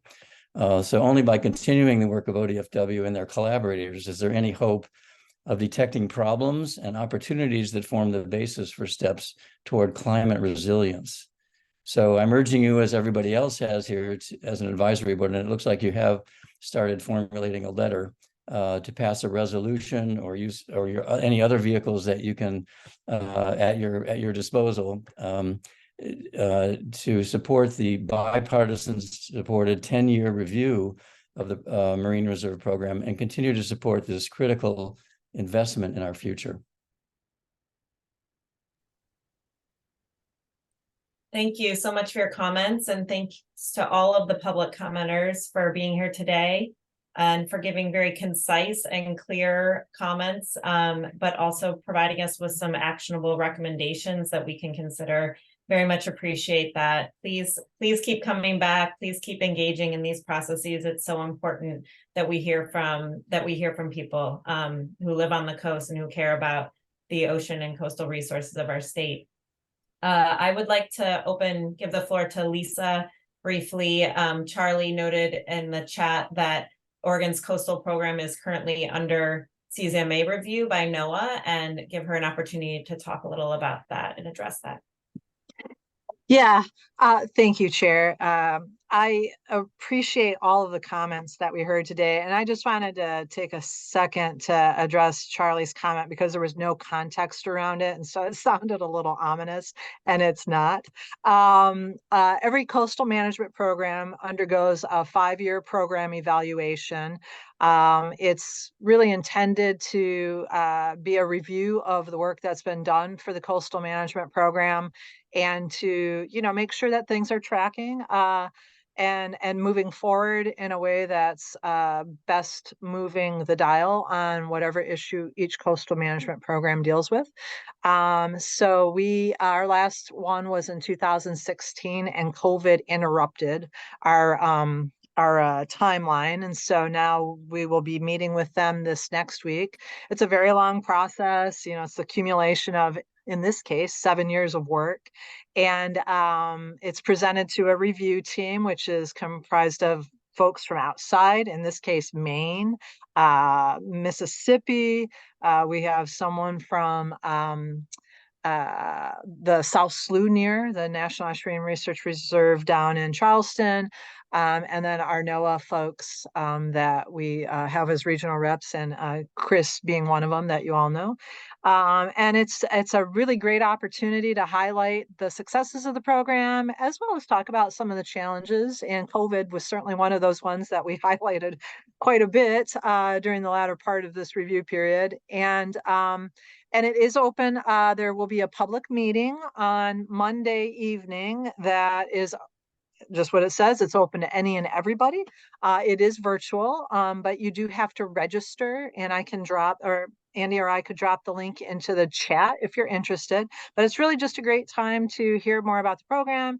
In the case of the public meeting, it's really geared towards you all, public, bringing comments and thoughts and observations to NOAA about the Coastal Zone Management Program. And as you all know, it's not just DLCD, it is 10 state agencies, it's all of the coastal communities, the counties and cities, and stakeholders and nonprofits that we work with a lot. So it's really exciting, and it's a really great time to just reflect on good work and look forward to the next 5 years. So I just wanted some context, because it sounded like, in the context of everything else, it sounded like, oh no, something bad's happening. Nope, this is just regular, and I'm pretty excited about it. So thank you.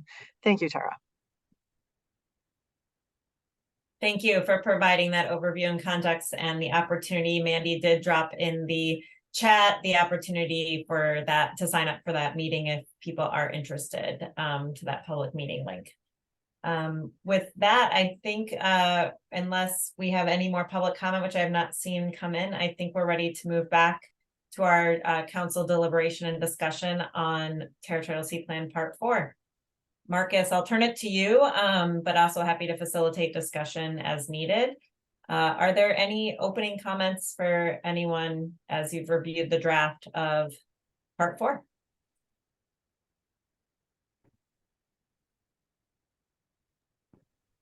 Tara, I did just want to note that we do now have Susan Chambers. If Susan, you'd like to introduce yourself.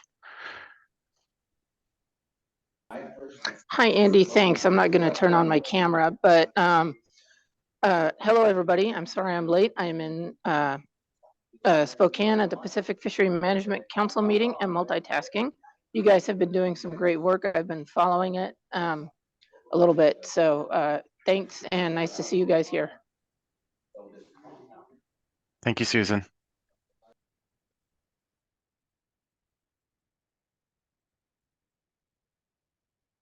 Wow, part 4 is just wrapped up here. We're good to go. Just kidding. I did have start a discussion around process. Andy, maybe we could talk just briefly about process here. If it's the will of the council and consensus here, and we adopt this as is, if there are changes, particularly like small maybe edits or misspellings, etc., what is the process for that? And if more substantive changes. So I think I'd open it to you to maybe talk a little bit here, give us a little context for how that goes. Yeah, thank you, Tara. The council was emailed in. We have published the draft recommended amendments to Part 4. So that document is the version that's on the table for OPAC approval. If there are changes, modifications, we would want to note that specifically, and then Marcus would go back and actually implement those changes with the revised draft. The agency does have the authority to apply Scrivener's edits if we read it, if DOJ reads it again and identifies something that just doesn't sound right, is not good English, or is incorrect, we can change that. The next step in the process, though, if once OPAC approves the recommended amendments, is that the council will transmit the recommendation to the Land Conservation Development Commission for their consideration. We have scheduled a public hearing in Newport on October 23rd, if memory serves me well.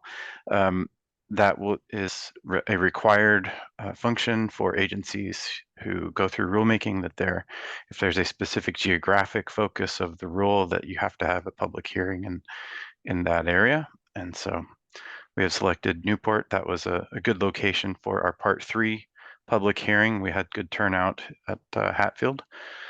So we will be there again. And then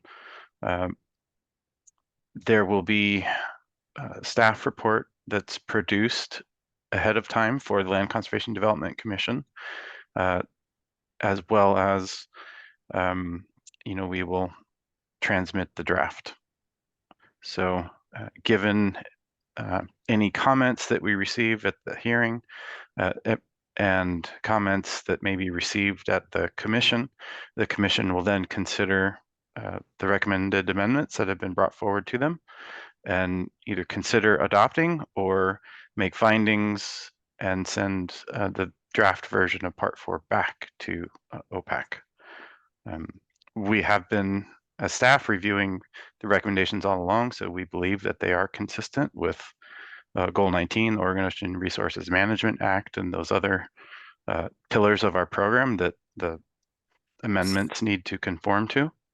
So I do not foresee any challenges in that regard. Maybe I'll just open the floor to Steve to see if he has anything he'd like to add or correct. I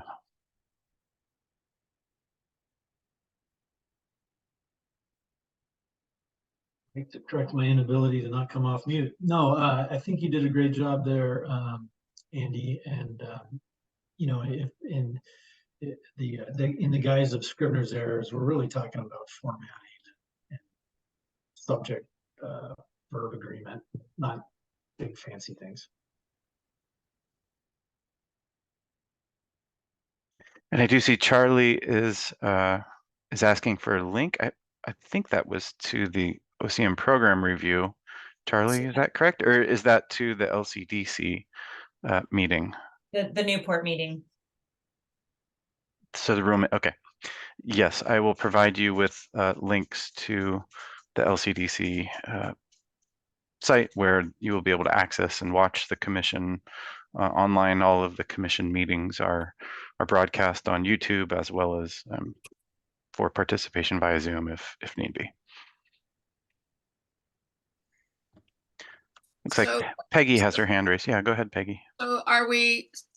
So are we at this point looking for the council to move this forward through a move to adopt, or a motion to adopt, or what do we need to do here? If the council is ready and discussion has been concluded, then yes, we would be ready for a motion for OPAC to approve. As staff, we did prepare a motion for you to consider. I do see David's hand, so maybe we're a little premature in that, but I did write something up for the council to consider. This includes the OPAC adoption. It includes transmittal to LCDC. And there was, I guess, the issue of any comments or suggested revisions to the rulemaking impact statements. I did not hear any questions about those impact statements, so I believe that there would not be any suggested comments or revisions, but that would be one of the other things for the council to identify. Okay, so can I go ahead and make a motion to adopt this, and David can still have his question answered or whatever? I mean, I don't. You may. Discussing this. You may make that motion. So moved.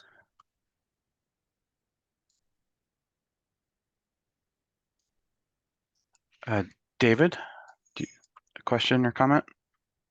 I do have a question. We talked about Appendix C and being able to see that. And I don't, will that come to us at a later time? I guess that might be a question for Steve. Yeah, let me stop sharing so I can see people, and because I heard Steve trying to. Yeah. Yeah. We have a motion on the floor. Sorry, go Steve. Yeah, two things. Commissioner, I'm sorry I started to talk over you, but I was hoping that we would have a second on the motion before we entered into discussion. And then because I was talking over you, I'm sorry I missed your question. No, so we had a discussion about Appendix C. And it's not included in this packet, and I'm wondering if we should wait till after, or will we just see the appendix later, and just if there's no problems with it, it'll just be attached. So and Andy, you can supplement what I say here. So Commissioner Yamamoto, the Appendix C will only be text that is otherwise in Part 4, but it is all Appendix C represents is those elements of Part 4 that NOAA has approved as enforceable policies of the Coastal Management Program. So whatever Appendix C ultimately looks like will not vary from what we have before us today. It will just be less inclusive than all of Part 4. It'll just be those things that have been identified as and approved as enforceable policies. Perfect, Steve.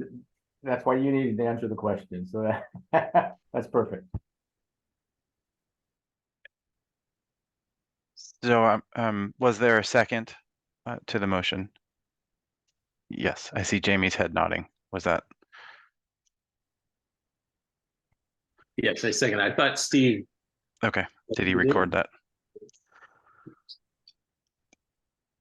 Okay, I see Walter's hand up. We have a motion to adopt on the table, put forward by Peggy, seconded by Jamie. Walter, you have the floor. I just need to make sure with Steve, does an OPAC member have to read the motion and not just as stated? Because basically Andy read the motion, but does a member have to state the motion for it to be valid? That's a good question, Walter, but I think because it's recorded and the slide was up, I don't think it's necessarily we go through that formality because we have the exact text before us. Okay, thanks. I just want to make sure. No, I'm all for all of these procedural people loving procedure.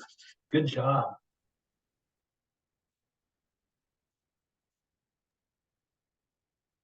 I'm not seeing any further discussion on the motion. So I am going to call to see if there are any opposition at this point or concerns. If not, I think we may have consensus on this. Last call. I'm seeing some thumbs up and heads nods. So Marcus, you've done an excellent job. Thank you so much. I think with that, OPAC has adopted the motion to move this forward to LCDC. There is the rulemaking hearing in Newport, and then I think November 3rd is when LCDC is scheduled to take this up if people are interested in continuing to follow the process. I would just like to say thank you to Marcus and his leadership on this, and Andy, of course, but Marcus did an excellent job facilitating the working group, bringing us together, getting us to consensus. I just really appreciate his personality, his ability to lighten situations and really make it fun. We actually got to do I learned a ton myself about the industry and the various environmental impacts, and just it's been a really good process. So thank you for your leadership, Marcus. And Charlie has his hand up too. I just want to thank you for your leadership on the working group and as well as everybody that participated. You were very efficient and you achieved the objectives of the legislation, which was set forth, I guess, 3 years ago now. So congrats to you guys. Great work. Nice job, Marcus and crew. I know it's a big lift, and just for other OPAC members, I really encourage you to think about leading or being involved in working groups. It's a lot of work for the state agency to do these updates to the state plan and to run public processes, but it's only as strong as you all are leading and supporting that process. So thanks to everybody who was part of that. Marcus, you have the floor. Thank you, Tara. No, I just wanted to say thank you to everybody, all the members of OPAC, you for chairing, Andy. Just thank you all very much. It was a long process, but it was ultimately really good, and I really appreciate all the work that everybody put in.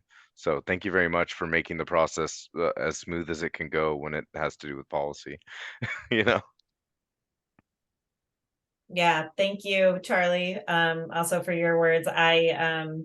I would just say I think we had a really good group, and everyone had their views and opinions, but we're still really willing to listen to each other. And that's so much of what this is about, listening to each other and coming to a place where everyone could agree. And that's a hard thing to do, but ultimately we got there, which is why I think you see today unanimous consent pretty easily here, consensus on this. So I just want to thank my fellow working group members who were a joy to work with, had really deep knowledge on these issues, and that ultimately was able to come together and work together to a solution when we didn't agree. And that's really what this is all about. So I think I saw Peggy's hand up briefly. Yes, I just wanted to add that as I read through the finished document, I was so impressed with how clear it was and how straightforward. Usually I hate reading these documents because they're created to do something else besides communicate what everybody just wants to know about. How are you going to handle taking care of the coast? And it was a joy to read it. So congratulations to those of you who were involved in doing the wordsmithing on this. And I think that came as a part of the process that you all went through. And I think that's just testament to how well people can work together when there's a common cause. Oh, and there was wordsmithing. So much wordsmithing.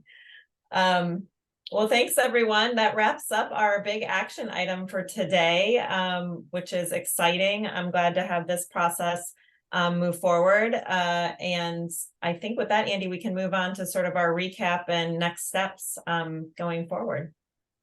Yeah, thank you, Tara. I do just want to remind the group that Marcus is finishing his work, so I just want to celebrate his time with DLCD. We're not quite sure where he's landing next, but again, to thank him for all of his work. He will be putting together the landing page. He mentions a couple of continued actions to support this work that I think are going to be very helpful and also go towards addressing some of the directives in the legislation, one of which is to create a landing page for undersea cable permits, having a guide, having the flow chart. So he has been behind the scenes working to pull that material together, and we should have that published by the end of the month. So just want to flag that for everyone to say that work, it never ends for us. We'll continue to try and make things better. And again, just a big round of applause and thanks from me to Marcus and to all the working group members who spent the time. Okay, so we've talked about wanting to have an OPAC meeting before the end of the year. And my hope for this time today is to maybe pick a couple of weeks to hit to schedule a doodle poll for. So, and I know that this may be a challenge, but I think we should be thinking about maybe the first part of December. And I was trying to see if there were known conflicts during the first couple of weeks of December, given all the other commitments with getting Part 4 through LCDC. I would not want to promise anything kind of before November, and then November is busy with the Thanksgiving holiday. So how does a doodle poll for first couple of weeks of December sound to you all? And this we would potentially strive to have a hybrid event with an in-person component as well.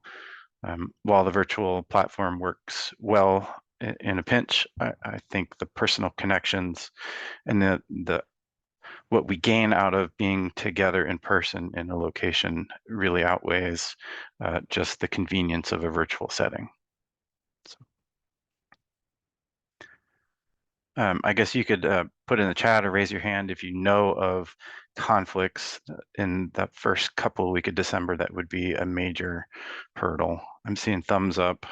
I did also see Walter's hand up, but then it went down. Yep. So perhaps, Walter, you have a comment? I did have one question. So Andy, do you know where we're at with Senate confirmations on replacement seats? I can give a brief update on that. Actually, the Not governor's to office. derail your talk, but no, I can give an update on that. Believe that there were 4 OPAC nominees that went to the Senate Rules Committee for this time around. There was 1 reappointment and 3 appointments. I think we have another reappointment that we need to get through, and they're with Commissioner Yamamoto's resignation in the future. I think we will want to initiate the process of the North Coast counties selecting some candidates for the governor's office consideration. So Walter, I believe that there was a representative for the ports, navigation, and marine transportation seat. So I think you may be off the hot seat, and this could indeed be your last meeting as a council member. Well, thanks for the update, Andy, and it's been a pleasure. Just wanted to make sure that those were going to go through before I start answering any doodle polls. Yeah. Yes, those during, I think, the September legislative days, there's going to be the Senate Rules Committee hearing, and there's 3 reappointments on deck and 2 new appointments up for OPAC. So exciting. Yeah. And thank you, Walter, for all of your service here. I feel like we've said goodbye to you several times at this point, but we really do appreciate all the hanging on with us, while we get a new person in your seat and get that reappointment process going. Joe? You're still on mute, Joe. Oh, thank you. Yeah, I was going to say, don't forget to in the doodle poll to include those new members. Yes. That might be an easy thing to overlook. But the question was, where do you know at this point where the physical meeting would be? Because that could be a factor in my personal decision on the timing? Yeah, short answer is no. I need to chat with the executive committee to see where they would recommend us meeting. And then we'll include that in the scheduling poll, hopefully.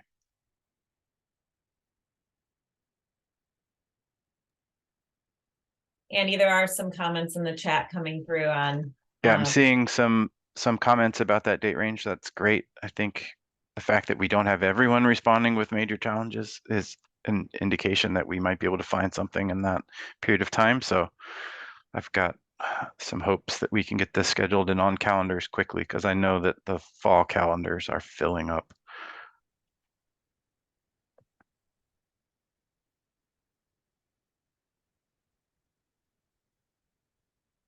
I did see, while we're talking next steps, I did see a comment from Laurel about TSP Part 4 and the agency memo that was put together and whether that was ever finalized.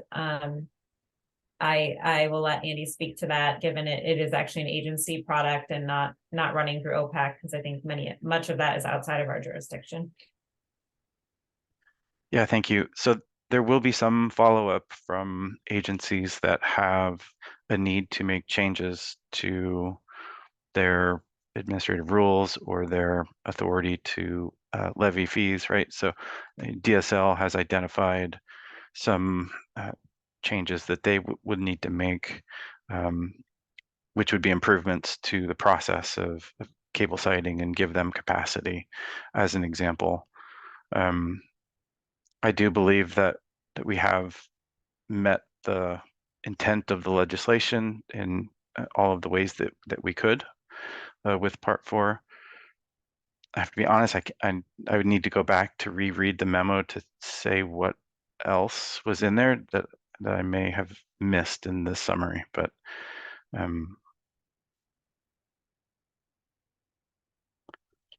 maybe Marcus, if you have that handy, you could, or if you recall what was in there, you could bring that forward.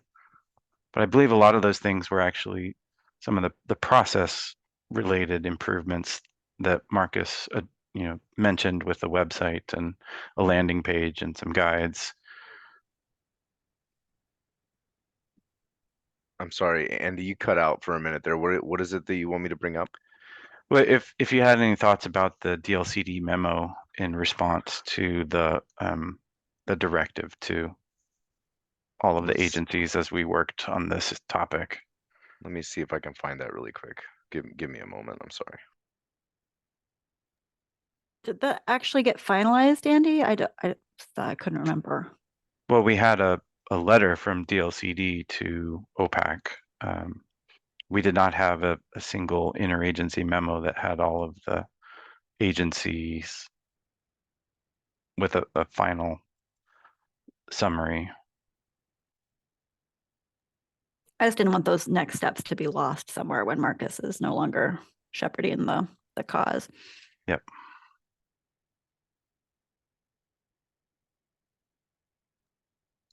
Yeah, I have the May 19th letter to OPAC from the LCD that outlines several next steps. So we can keep a track of those going forward, and perhaps at our next meeting, we could just have another update on that, where agencies are at in those processes. I think DSL was potentially looking at some statutory changes as well. So there's, we could just keep updated on this since it's all related to OPAC. It'd be great to just maybe have even the next 2 meetings a standing agenda item of where we're at and follow up after LCDC, et cetera. So some of that is also captured in the impact statements that I sent out to OPAC, especially the fiscal and economic impacts. Some of those kind of next steps are in there as far as rulemaking changes that have to happen. And then there's that letter. So if you have it handy, Tara, maybe you can share it with folks if they need to see it right now. But I can't find it right now. I'm sure it's on the OregonOcean.info site, and I can just find a link to that and put it in the chat. Excellent, thank you. Yeah, I have a hard copy, so I could I'm old school like that. I gotta print stuff out and highlight it. Thank you, Laurel, for raising that. Yes, there are a bunch of follow-on actions that need to happen to meet the mandates of the legislation.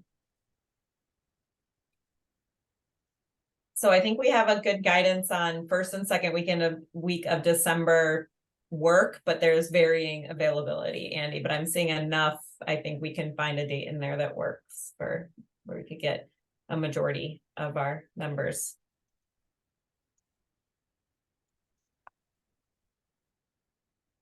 I'm going to put a link to the memo in the chat so that you'll have that for future reference. I think that all sounds good. I think it's a great idea for us to continue to have updates on Part 4 as the council moves forward with the intent of kind of tracking how we're doing on those things that could not be addressed through the amendment to Part 4. Okay. Since we are just a bit early talking, so I think we are looking at a meeting in a couple months here. I think an update on Part 4, where we're at post LCDC meeting and where the agencies are at in their processes would be great. I heard desire for more conversations around offshore wind, and we heard that in public comment as well. I also heard a lot of interest, obviously, in continuing to talk budget and the need for funding and resources to implement our policies. And now that we hopefully will have Part 4 as well, what that looks like. I think Gina Carter offered a very good suggestion that looking at all of this comprehensively to make a package that we could put forward could be a useful discussion. So those were a couple items I heard, potentially could be on our agenda. And then we also have rocky habitats and the need to restart our proposal process and have that discussion. So I think those are a couple of the things on agenda. I see Andy's hand. Maybe I got ahead of myself. No, that's great, Tara. I just wanted to share the news from ODF&W that the sport fishing regulations rules were modified so that all 8 of the recommended sites from the Part 3 process were included in that rule update. And so January 1 of 2024, the harvest restrictions associated with sport fishing will go into effect at those areas. The other thing that I wanted to mention is that we at DLCD were successful in a grant application to bring capacity on board for a staff person to work as a community engagement individual for all of those 8 communities that proposed sites for the purpose of helping to set up some site management plans and to help to coordinate outreach and education and interpretive materials that can be used across all of the sites. So that is potentially some resources to fill the gap that exists with ODF&W's program, though we still have work to do, and this individual will help with providing some of that capacity. I see Laurel's hand raised, but I know that there may need to be, I think there's still rulemaking that has to happen within state parks as well as Department of State lands to conform with the Part 3 rules, and those processes will be forthcoming. Laurel, go ahead. That's all I was going to say, is that we have a request in at our next commission meeting to go to rulemaking to do that. So I think the next meeting is next week.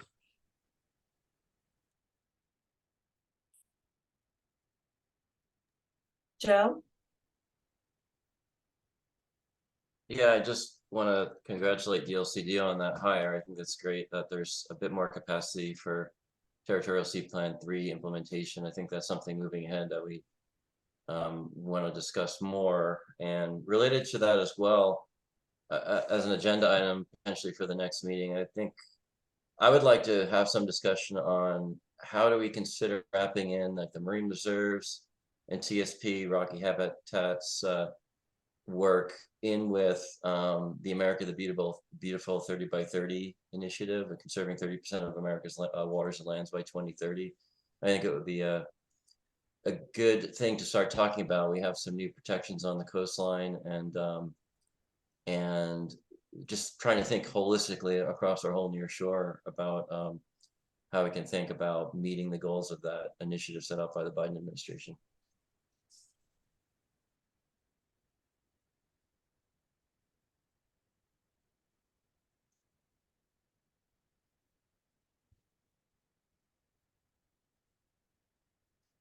Okay, I think unless there are other suggested agenda items, Andy will put out a call for agenda items. So if anything comes to mind before our December meeting, start thinking about that. We have a good list to start putting together a meeting. And anything else at this point?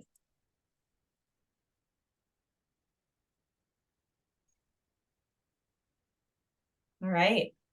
Well, thank you for a very efficient meeting. This brings us to the end of our agenda. Thanks for all the work that went into making today efficient. I was so excited to see so many public commenters. I think a couple of our meetings we've had almost no public comments. So really exciting to see new faces and old faces at OPAC. Not that you're old, but people who have been here before, to be clear. That's so thank you all for your time and really just having a really easy, good meeting today. I think we got some good work done and we've got some next steps. I will work with the executive committee on that letter to the governor's office and Margaret. And I think that's with that, we can adjourn for the day. Well done, Tara. Thank you all. To Phil with Susan not being here. So thank you all for bearing with me. We'll see you all in December, if not before. Thank you, everybody. Goodbye. Bye. Bye. Thanks all.